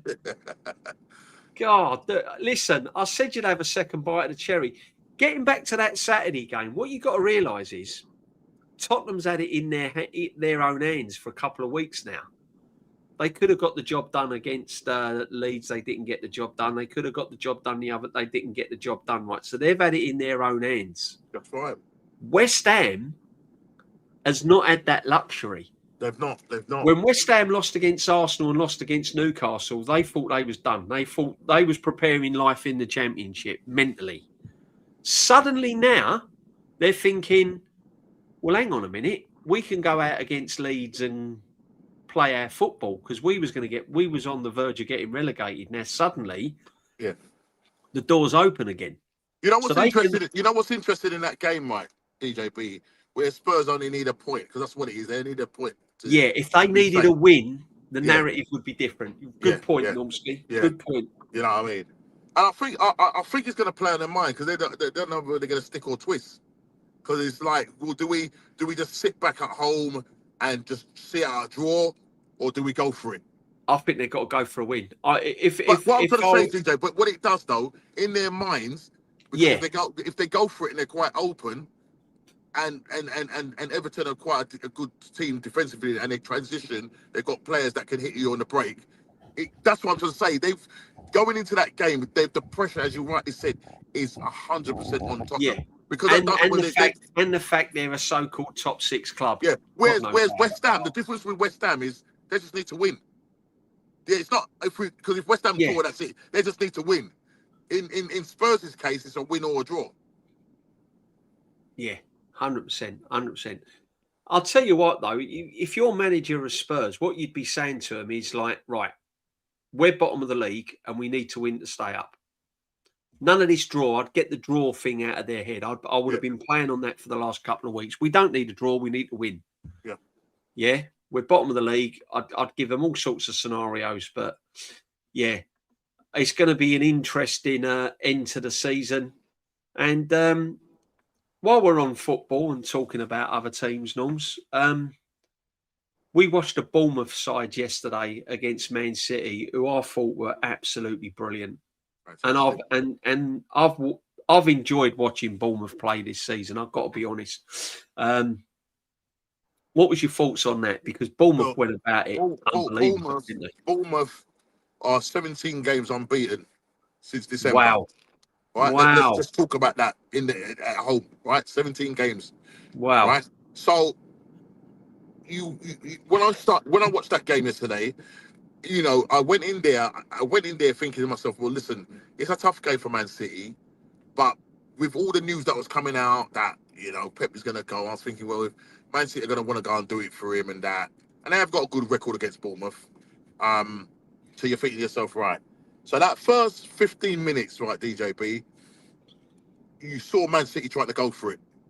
You know, Doku had a chance, I think Semenyo had a chance, and I think a goal was ruled out offside or whatever. But then Bournemouth started to grow into the game. They just started to grow into the game, and where they were really good was on the flanks. They were good, especially on that left-hand side. Yeah. Yeah. And literally, they were just counter-attacking them. You know, winning the ball back and counter-pressing them, winning the ball back. What you started to see with Man City was, especially in the second half, when the goal winning, you know, they started to lose. I mean, what a goal by Krupe. I mean, fantastic. Oh, yeah. You know, fantastic. He's a player that we're heavily linked with. Exactly. He's 19 years. He's 19 years old. You know what I mean? If Bert can work his magic, then, you know, mate, what a player would have, you know, on our hands. Great player. But, yeah, Bournemouth grew into the game. They hit the post, hit the crossbar. Just think yourself the chance where you know, I think he might have been offside where the ball was played across, and I think he was just offside, but they would have to probably look at VAR, and he blazed it over the bar. I felt that they had the more chance, especially in the second half, and they had the chance to put it to bed. And then obviously in the injury time, you think to yourself, right, there's a bit of a scramble, you know, in the Bournemouth box. And you're thinking, just get it out, you know, because I was like, at the 75th minute, right, DJB, I was saying to my daughter, we were sitting there, and in the 70th minute was looking and was thinking, right, let's do this in 5-minute chunks, right? So 5 minutes has gone at 75. That rather than thinking, when is it going to run out? And then it went to 80 minutes. I'm thinking, they're not going to score. Like, because Man City are now starting to go for it. Crazy, Man City are starting to go for it. And then they were leaving a lot of gap and a lot of space. And that's why Bournemouth were able to capitalise on that. And they looked like the more likely one to score, and they did. And we came out second half and they still kept the pressure up on Man City, because normally what happens is Man City go in, Pep puts the old rocket up them, they come out, they're a different team. Didn't see that from them. No. I think they had about 10 minutes of the second half at the start of the second half where they were probing and they were looking dangerous. They were getting the ball in little tight areas and they weren't really threatening. Yeah. And I think some people were sort of saying, and maybe it was a mistake, why he went a little bit more defensive when he should have maybe started jerky. Do you know what I mean? Yeah. Yeah. But do you know what? Credit to Pep, though. He always comes out and explains the reasons why. And that's what I always like. He said that he needed more control. So he thought he wanted to make sure the midfield was set up so he could have more control. Now, that's the respect he had for Bournemouth, because he knows Bournemouth in attack. I mean, Bournemouth on counter-attack is really a good team. Yeah, we saw what happened to us at home. Yeah, exactly. Listen, they've come to the Emirates and they've beaten the champions. Yeah, and the thing is, that the difference is that you didn't hear Pep coming out saying we dominated them with that. I know, look, Arteta will normally say every game we dominated. Yeah, every game we dominated. Yeah, exactly. Yeah. Well, do you know what else I've liked about Bournemouth and Brentford and Brighton is when they attack with purpose. Yeah. It ain't just lob the ball up. It ain't just throw the ball forward, check. And they move it quick. They move the ball quick. Yeah. When they get in the final third, it's like, can we get a crossing? Can we get a shot off? Can we pass? Do you know what I mean? It's all been, and everyone goes. No one stands back. And that's what I like. That's how we were playing in 22-23 season. Very similar to Bournemouth. DJB, I was going to say that. We was attacking with purpose. Yeah, that's what I want to see back. Because the reason why I think if we get that 22 where we're attacking with purpose in terms of our midfield and the way Arteta changed it up by playing, what's the name, more further forward? What's his name? He went to Sunderland. Granit Xhaka. Right? Yeah. He played him more further forward because obviously the nearer he played him to the box, he was a bit of a liability in terms of giving away penalties and giving away fouls that he didn't need to. So he's played him more further forward, and he got, I think that season he got 7 or 8 goals. Do you know what I mean? He came in with 7 or 8 goals, and it just freed up. The other attacking players like Odegaard, Martinelli. Martinelli getting 50 goals, Saka 6. You know what I mean? Can you imagine? There was 3 or 4 players that scored over 14 goals in that season. Exactly. We were blowing teams away for fun. What let us down? What let us down is Saliba got injured. Yeah. Yeah. And what's the name came in for him? Saliba was key. Kivior, wasn't it? No, it wasn't Kivior. No. It wasn't Kivior. It was the one that It wasn't Kivior. It was what's the guy's name? He went to Crystal Palace. We sold him for about $1 million. Bloody hell! Oh, he was terrible, wasn't he? Oh, the one with the guys. Somebody put it in the chat, man. I can't remember his name. I can see him. Me and DJB are oldies, mate. It's been a long couple of nights. Norms. Big up, Lawrence. Afternoon, lads. It's 3:15 p.m. out here in LA, and I've just woken up after celebrating yesterday. Nice. Head feels like Champions League final and World Cup final going on at the same time. Yeah. Big up to you, Lawrence. It's been a weird day, Lawrence. It's been a weird day. It's as if the day time stood still. Yeah. It's as if the time has stood still. Crazy. Holding. That's it. Holding came in. Holding. Everything just went. Everything just went pear shaped and that. So we didn't have the defensive stability. We didn't have the defensive stability. Yeah. So if we've now got the defensive stability, we improve on our midfield by going and getting a proper number. Man. Yeah, Rob Holding, getting a proper number 8, and then get our attack back to the sort of attack we had back in 22, and that means going and buying quality players that can play that way. Because I think the current crop of players that we got that are playing up front, I don't think they're at that level that they can play that way. Especially Nodi Madueke. Saka, unfortunately, he's not going to be at that same level because of the injuries that he's had. So there's a number of factors why we might not get back to that level of playing.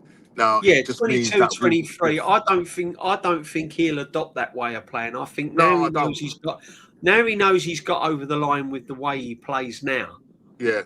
I don't think he's going to change it much, but I think he's going to need to change it a little bit because He has to change it a little. There has to be some we're going to need tweaks. a different angle on the way we play in certain games because we will get found out. Unfortunately, I know it's not hard. Do you think Arteta will field a reserve team on Sunday, Lawrence? Yeah, he's got to. He's got to, man. He's got to. He's got to. I don't really want to see Gabriel and Saliba. Yeah. I don't want to see Rice. I'd like to see Norgard. I think it'd be Norgard, Zubimendi. Yeah. Give Dowman a run out. That'll probably be Norgard's last game. Yeah, give Norgard a run out. Give Dowman a run out. Let them all go for it. Do you know what I mean? Brentford last Spurs home victory. That's crazy. That is crazy, Aces. And it first game of the season, home to Burnley. Spurs. I said it last night. One of the reasons why I want to see Spurs goes down is because I want to see X's live watch along against Lincoln. God, I've got to see X his live watch along against Lincoln. That would be. Yeah, I mean, I was watching a little bit of his live stream watch along, and obviously Arsenal won the league at that point, and Spurs were losing, and he just goes, man, can you imagine? His worst nightmare was to see Arsenal win the league yesterday, right, and Spurs lose against Chelsea at the Bridge, and he's still none the wiser whether Tottenham are going to stay up or not. Do you know what I'm trying to say? So he's got to wait till the last day of the season. He's got to wait till the last day of the season, watch us lift a trophy, right? Whilst he doesn't know whether his team is going to stay up. Can you imagine, right, what he's going to come out with if he sees Arsenal lift the trophy and Spurs get relegated? He said he's flying out, mate. He said that's it. He's giving up YouTube. He's going to take up something else. He's going to take up another hobby. He said. What can he give up, man? He's hilarious, that guy. He's brilliant. He's absolutely on it, mate. He's absolutely on it, mate. Fantastic. Yeah, I mean, you've got to give credit where credit's due. He's definitely a goat, isn't he? I want West Ham gone more than Spurs after that game. Really? That's interesting, man. What was that? Listen, Spurs ain't. Listen, I've got no. I'm one of them Arsenal fans that Spurs is not my main rivals. Spurs have always been Spursy to me. Spurs have always been bang average. I've never been fearful of Spurs playing Spurs. It's that North London thing, yeah? Yeah. Man United is my main right. That's the first fixture I look for when the fixtures come out. When have we got Man United home and away? Man United for me. Man United, then probably Chelsea. Yeah, then maybe Liverpool. Then Spurs. Then I'd be looking at West Ham because I was grown up around the West Ham. Yeah. Then I'd be looking at West Ham. Then I'd be looking at Liverpool. Okay. And then I'd be looking at the likes of, I don't know, Aston Villa, all of them sort of teams. When do we play Villa? Yeah. And all of that, Funny though, isn't it? How all the so-called top Arsenal fans were moaning about the fixtures, that we had hard fixtures at the beginning of the league.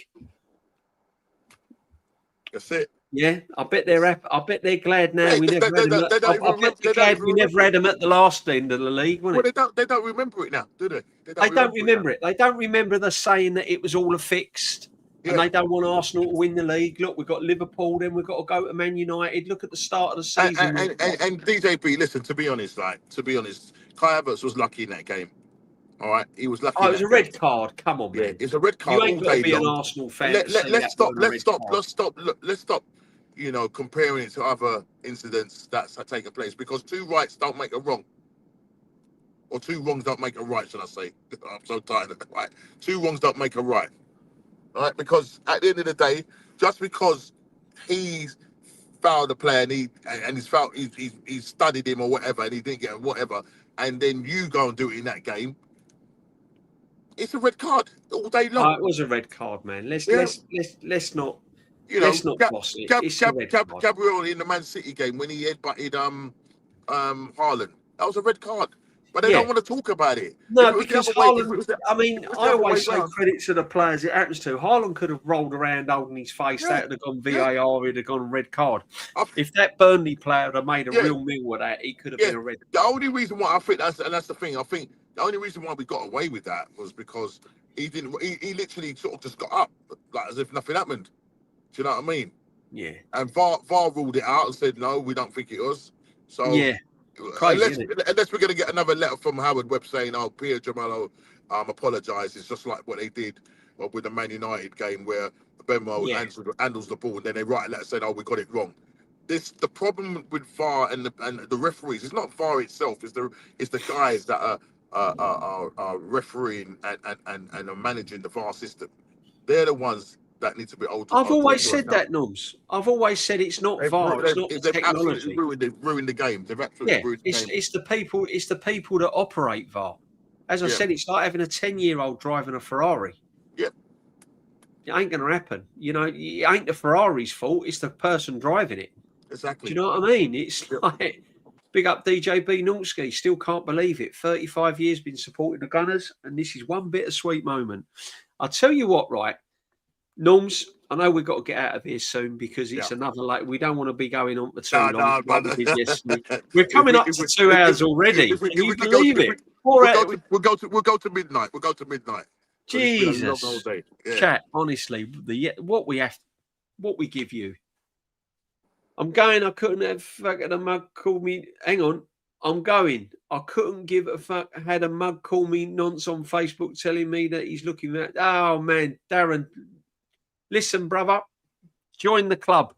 The abuse we get, me, Shane, Normski. Listen, join the club, brother. Come thick skin, Darren. You power to the people, Darren. Power to the people. Ignore them. If we go for Krupe and Tonali, then Tonali's a great shout. Yeah. What? I'd take Tonali, wouldn't you? Just before you come in there, DJB, with Tonali, I think, if we could get him. What's your feelings? And I think we touched on it last night with Zubimendi.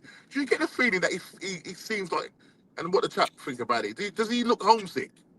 Well, I'll tell you what, right, Norms, you know my point. I sussed Zubimendi out after 5 games, right, of watching him after 5 games, right? Now, Zubimendi is not a 6 playing in the Premier League. I don't care what anyone tells me. He's not a 6 playing in the Premier League. He might be able 6 playing in Spain, but not in the Premier League. Could he do a job in an 8? I think so, but I think he's too safe. I think he's too... Yeah, I'm not a Zubimendi fan. 101 reasons, but I'm not going to go into it now. We've won the league and I'll be called negative. I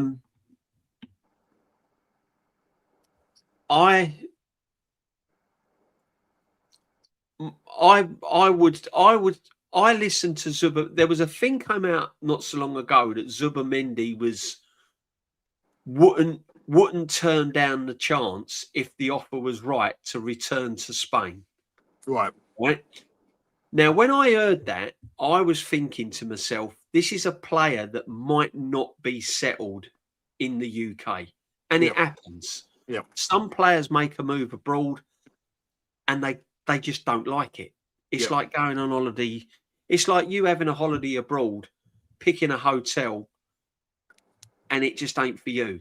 There's something wrong with the hotel. The location ain't right. It's too far from the beach. It's too far from here.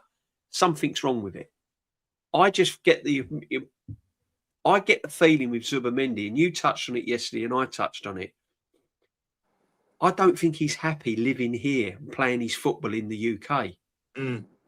I think that if the right offer came in and he could go back to Spain, either whatever, I think he'd jump at the chance. Yeah. And it happens, doesn't it? Some players just can't settle in other countries making their living. Yeah. You know?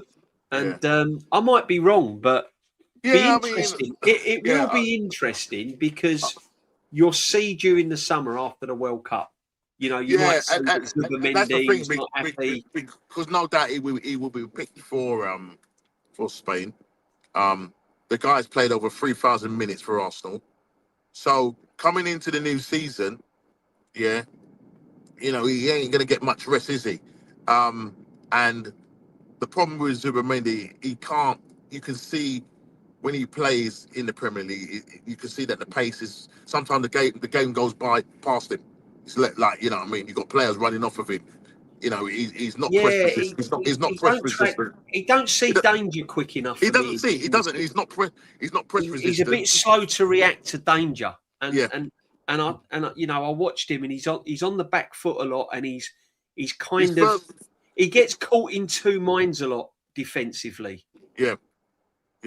And when you've got a six, go on, mate. Sorry. No, I was going to say his first port of call is when he receives the ball is to either play it sideways or play it backwards. There's no. Yeah, he don't take risks with the ball, does he? He doesn't. Every now and again, areas, but when he's more advanced, he will give you the odd goal. Yeah, just out of the blue, sort of. Yeah. 100%. When he's playing in that deep line six as you know the one in front of the defense, he feels with intrepidation. I'm telling you, when he gets that ball, because he's literally like he receives the ball and he can't think quick enough to lay it off. He has to take one or two touches before he lays it off. Yeah. I mean, just talking about the way we play and our style of play.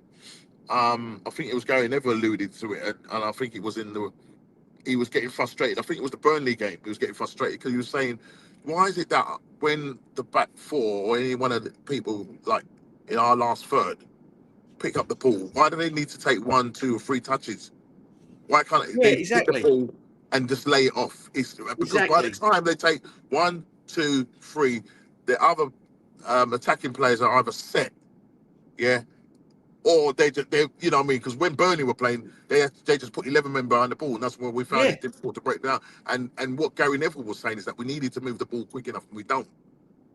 Burnley, I was saying that when I was there the other night. Well, you're there. You see for yourself. I kept saying we need to up the tempo. We need to get that ball moved. When we move the ball quick, there's not many teams that can live with us. If we ping that ball around quickly and get into attacking areas quickly, teams can't live with us. We just slow it down. We just tend to put the foot on the ball, take that extra touch. Yeah. And by the time we've done that, the players that have made the runs now are trapped. Exactly. And they're not picked out quick enough. Yeah. So we need someone to move the ball quicker. And I just think Zubimendi, when he's in certain areas, he kind of checks and then he checks again and then it's too late. Yeah. It's broken down. So now you've got to go backwards and reset and start again. And as I said, when he's defensively, Zubimendi, what I find with him, he gets caught in two minds a lot. Yeah. You know? And for me, no, for me, he's not for me. He's not for me long term. Squad player, possibly. But yeah. See, with Spain, it probably works because he's got. Yeah. You mean your mouth? I just think Arteta's so much in love with him. Yeah. You know, he's got his players that he likes. You know, Kai Havertz, Odegaard. Zubimendi, as Kenny said, he's a creature of habit, isn't he? Yeah. And I think that will be his starting lineup in the Champions League. I think he'll start with Havertz, and in a way, I can understand why with Havertz. I'm not saying that I'm a big Havertz fan, but with PSG, you've got to have someone that's going to bring players into play. You've got to have someone that can hold the ball up. You can't afford to give the ball away in areas, otherwise they'll hit you on the counter. You know? Now, perhaps he feels that Havertz can do that better than Gyökeres. If he's looking to a player to hold the ball up and bring players into play to build the attack, Havertz will give you that. You know, Gyökeres can sort of lose the ball, or he's technically probably not as good as Havertz. I mean, he's a better goal scorer than Havertz by a mile. But so Yeah, I mean, I think he'll start with Havertz. I think that the two profiles of the players, I mean, they're completely two different players because, Gyökeres plays off the shoulder, plays down. He'll run the flanks He'll run the tirelessly. channels like crazy. Yeah, and not only that, which I love. In the last few games, he's kept the defenders on their toes, literally bullying them, that's what he does well, and holds the ball up well and gets the ball up. And he might go with that. He might go with that to put players under pressure. So when the ball does get up there, someone's running. I don't know. I mean, I would start with Gyökeres personally against PSG, 100%. But I'm just playing devil's advocate. I'm thinking, like as Kenny said earlier on, he can understand why he plays Havertz. Me personally, no, I wouldn't. But I can see him playing Havertz. I can see him playing Gyökeres. I can see him playing Odegaard. Zubimendi. Oh, do you know what he might do? He might go with Zubimendi to keep the ball. See, this is what he's going to do. He's going to against PSG. What he's going to do is try and bore the pants off of them. He wants to frustrate them. Do you know what I mean? Yeah, that's what he's looking for. He's looking to frustrate them. He's looking to kill the momentum. So he's looking for players that are going to retain the ball, keep the ball, give it simple. That's what he's going to be looking for. It ain't going to be pretty against PSG. I'm telling you that now. But big up everyone that's locked in, guys. Start a couple here. My theory is that Arteta will start Havertz and Odegaard in the Champions League final. I think it's everyone's fear, Brenny. Spot on, bruv. DJB, what's your thoughts on Man City now? Pep is leaving. End of an era. Yep. End of an era. Big up, Pep. Absolute brilliant. Love him or hate him. You cannot knock what he's done for that football club and the Premiership. Change the style of play like Wenger did when he came to Arsenal. He changed the way, the outlook on teams. He changed the way players look after themselves, diets and all of this. Pep brought a different generation into football, playing from the back. Goalkeepers, inverted fullbacks. 20 trophies, 9-10 years. Ridiculous. It's mad. When he leaves, Man City are still going to be a good team. It's just how they're managed. I don't think Maresca's the answer. I think they should have. It'd be interesting. I don't think he's the answer, but we'll see. DJB, you Arteta in now. We'll see, bruv. We'll see. We'll see. If he wins the Champions League, it will convince me even more. But we'll see. We'll see how next season goes. Let's enjoy the moment. Yeah. There's still going to be question marks. Yeah. I mean, what I am in, I'm Arsenal in, though. I'm definitely Arsenal in. Definitely Arsenal in. You know what I mean? Arsenal in, and the players. Big up. And Berta has done brilliant. Yeah, no one wants to mention that. He's brought the players in that have helped win us the league. Yep. Yeah, you got to remember it wasn't Arteta that wanted Eze. So yeah, as I said, short-term success, long-term future. Let's see. DJB, was you Bertie me in or out in 76? Bertie me had come to his end. It's like I said, I was only a young boy then, but history will show you that managers eventually come to their natural end. And there was Bertie me had done what he had to do. The finances were coming into the game, and it come to its natural end. But big up everyone locked in, people. Make sure you sub, make sure you smash the like, and make sure you sub to Normski TV. Thank you everyone that's been in the mingle. We're still buzzing. Yeah. We are still buzzing after yesterday. Normski, roll on Sunday. Bert on the training pitch in a suit. Absolutely, Matty.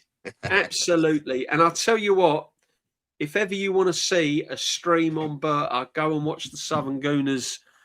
Just put in Berta, Southern Gooner, Watch his stream, tells you everything you need to know. Absolutely brilliant. Proper. Wow. Hang on a minute, Norms. Look at this. Doc Seymour, you're back. Where you been, bruv? Everyone was worried about you. Someone asked on Shane's channel today, has anyone seen Doc? Build a statue of Berta. He's the one who lit the fire and under Arteta's seat. Big up, Doctor, man. Big up. Big up, Doc. You are back. Big up, my friend. I hope everything's all well, bruv. Shane mentioned you on the channel today. He said, like, I think someone came in and said, I ain't seen the Doc. And he went, no, I've not seen him for a while. But here you are, brother. Here you are. Prome's in as well. Always a pleasure, Prome. Absolute legend. Normski TV. Matty the Southern Gooner. Make sure you go and sub to him as well. Yeah. If Edu was here, we would be fourth. Edu was a car crash, man. He was, honestly. Yeah, absolutely horrendous. Terrible. Horrendous.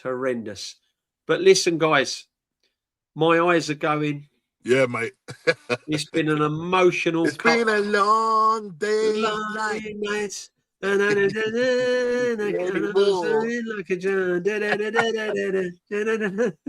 Oh, man. Oh, bro. Or we could say the road is long with many a winding. All I know is J Lux, Jesus is the worst one of the three straight. Yeah. Hasn't quite worked out for Jesus. Need to move him on.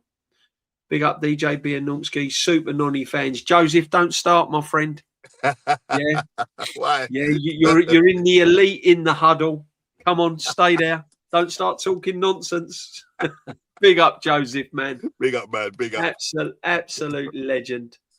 Listen, I was emotional at some points yesterday. I was just going to say, before we get out of here, the reason why this feels so different is because it's been 22 years. But the last time we won the league, my boys were at school. They were little kids. Yeah. Do you know what I mean? I was going Arsenal without them, really. You know, I was going Arsenal without them. You know, they didn't quite understand it. They was in that sort of kids mode where you get excited, but you don't really, you know? Yeah. And then watching them yesterday, we was on the WhatsApp, seeing their faces, talking to one another. They were jumping around their rooms and all of this and going mad. And now they're grown men. One's married, one's lives with his partner. They got their houses and all of that. And it's just nice. Do you know what I mean? And I think it's because I'm a dad now and I'm seeing them enjoying what I enjoyed. Yeah. Makes it all special. I mean, it was a first for my son. He's 20. He's 21. So you know, it was a first. It was a first for him. So he missed out by a year. He missed out by a year. And my daughter. I think my daughter was around 6 or 7. Yeah, I don't know. She may. My youngest was 3, Norms. Yeah, my youngest was 3 years old. I mean, I was 36 the last time we won. I was 37. Yeah, 37. Jesus, I was breakdancing. I had long-eyed hair. I don't know if I was breakdancing at 36. I'm not gonna lie. Well, I was trying to, Norms. I could still cut a rug at 37. I was drinking our White's lemonade. Oh, White's lemonade. Oh, mate, I was honestly. Oh, jeez, man. 37. I was 3 years away from the 40th birthday when we won. There was all sorts going on in 2004. Oh, it's crazy, mate. You know what I mean? It was called The Facebook. I think Facebook came out in 2004. I think it was called The Facebook then. I think before that, what do you have something Spaces? Was it something Spaces? Yeah, right. Was it Bush got re-elected, I think? Mm-hmm. I think Scotland introduced a no smoking, or was it the smoking in public areas law came out when pubs and public places? Yeah, I think it might. I think you actually might be right. Yeah, that does seem. Yeah, crazy, isn't it? All these little things in 2004 that was about. It's crazy. Oh, MySpace. That's what MySpace. We had the earthquake, didn't we? And it caused the tsunami. Was 2004 as well, wasn't it? Yeah, and it was that's where I think Thailand was affected badly. Yeah. Over there, it was really bad. Wow. Funny enough, I went there in 2000 to Phuket, and apparently that got done. You know what I mean? So, really? Yeah. Wow. So you still at the wedding then, Norms, or is it? No, mate. I pulled up with the car. Pulled up outside of my house. How far are you away from home, Norms? I'm literally pulled up on the drive. So. You know what I mean? Nice. Nice. Yeah. So there's the doc. Had a bit of a career setback yesterday. Was in the trenches last few weeks, working towards it. Still haven't been able to celebrate winning the league. Hasn't hit me yet. We have. Big up, gents. Oh, big up, Doc. Hope everything's all right, my friend. Hope everything's all right. Lovely to see you back on the circuit, my friend. No, you go and enjoy it when you can, brother. Sometimes personal life is a little bit more important than football, no matter what happens. Hope everyone's well, my friend. Yeah. Have a good one, everyone. Still hungover, enjoying the week. Yeah, enjoy it. Suck it all in. Enjoy it, and look forward to the Champions League as well. And then we go again next year. Get the World Cup out of the way as well. We're still using VCR. Yeah, we're still using VCR in 2004. MySpace. That's what it was called. Crazy. Yeah, MySpace, yeah. Crazy. Tube telly. Yeah, we had tube telly. 2004, man. Crazy. Absolutely crazy. I won't even go back to the 70s and 80s, what I had. One word, nothing. Nothing. You know what I mean? Candles during the old miners. Paraffin lamps. Paraffin lamps, candles. No electric. We only had 3 channels, BBC One, BBC Two, and ITV. That was it. Yeah. No Sky. No internet. No mobile phones. Do you remember when he used to shut, BBC used to shut down and he used to have the yeah. Telly weren't on all night. You used to shut down by midnight. And all you had was the dot. If you sometime in Norms, you must have done this, bruv, right? How many times did you come in late at night, fall asleep on the settee, left the telly on, it shuts down, and then you wake up at 2 o'clock in the morning listening to this?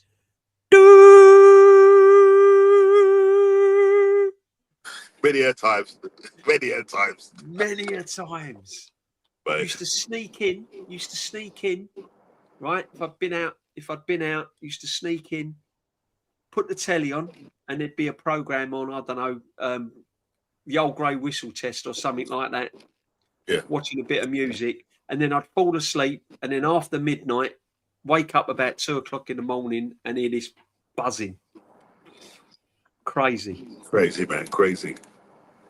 What do you miss most about Highbury? Everything.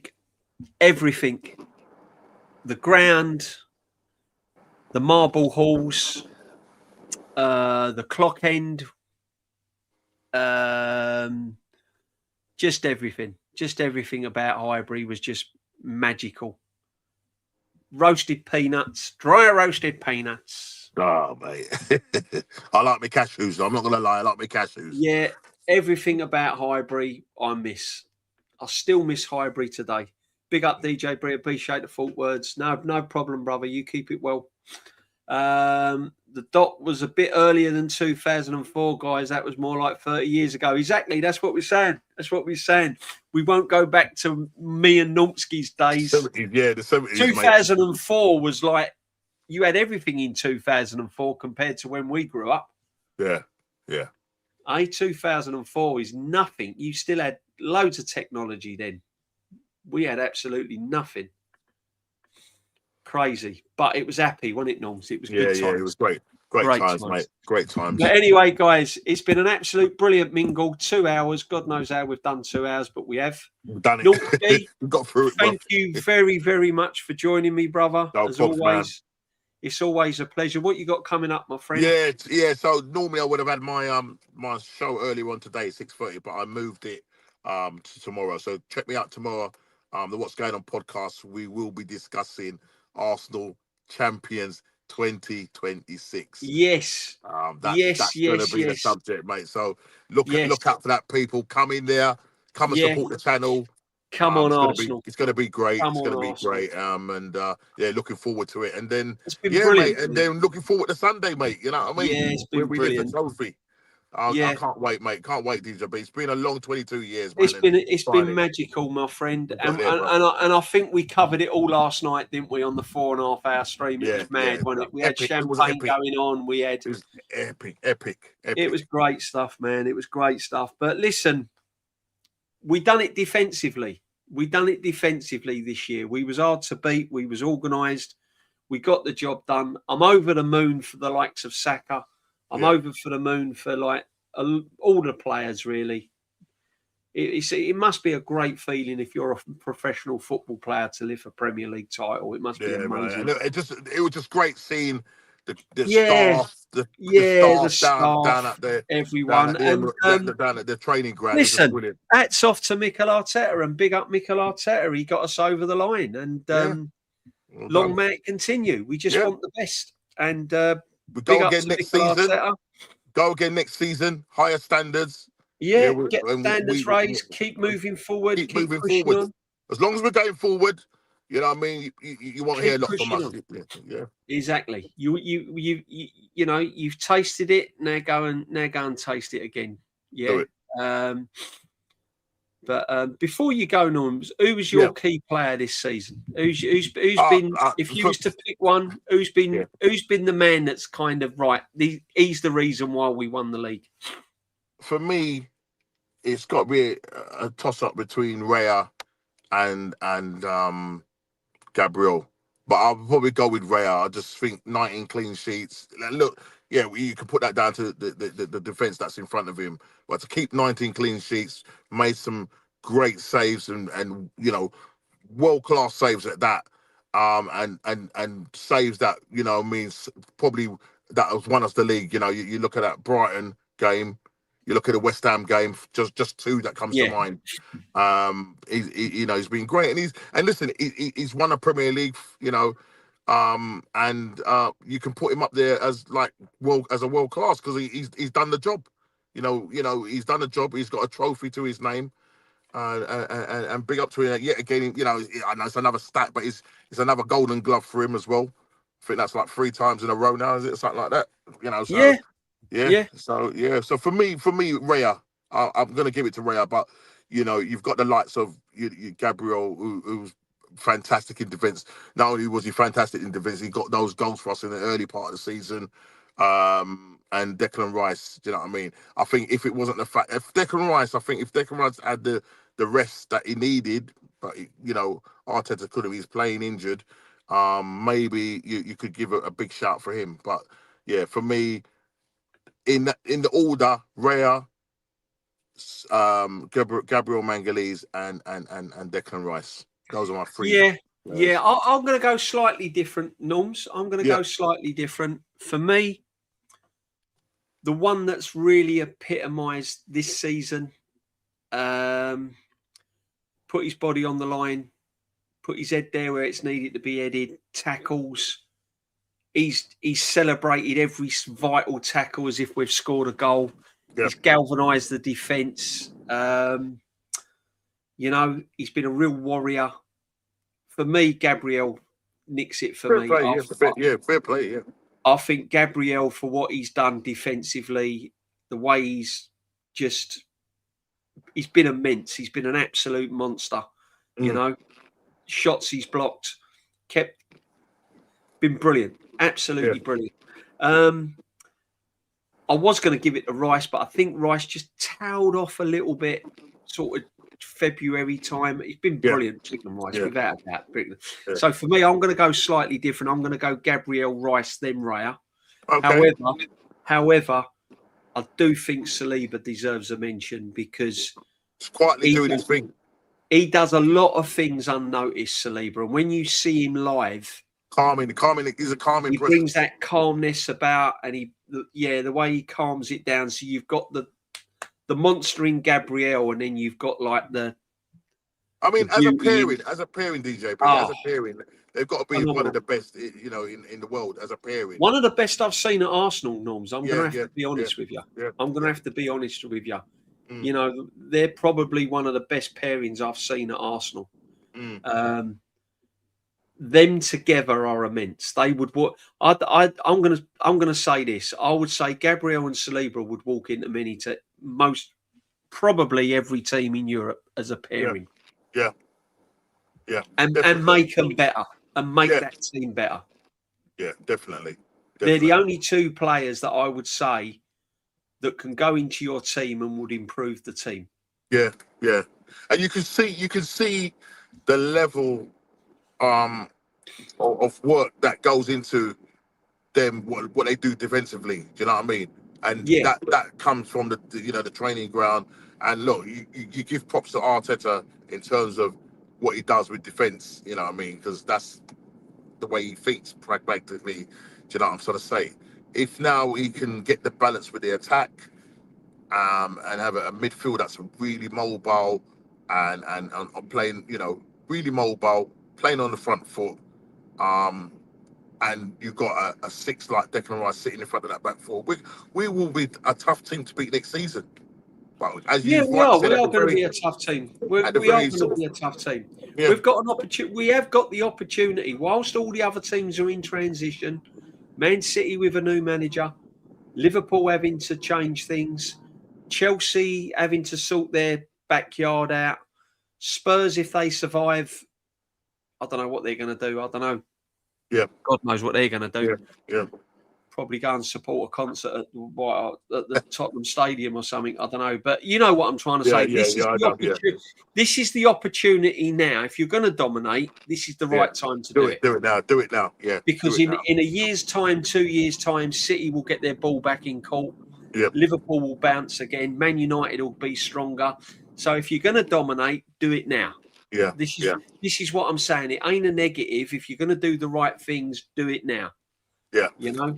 Strike while the iron's off. That's what I say. Yeah, exactly. And it'd be interesting going into next season, how the betting people will have us, the betting companies will have us as favourites going into the new season. Especially if we have a really good pre-season as well, and on top of that, bringing in world-class players as well. You know what I mean? You do that, you build on what you've got, get rid of the dross, and just make sure that you're there, ready, raring to go, come August, whatever it is, when we start the new season. So 100%. Man, it's all good. 100%, 100%, and this is what we've got to do. This is what we've got to do, and it's, as I said, we've got to do it. But for me, Gabriel, and and then we'll have our last look at the league table, just to let it soak in, people. Just to let it soak in.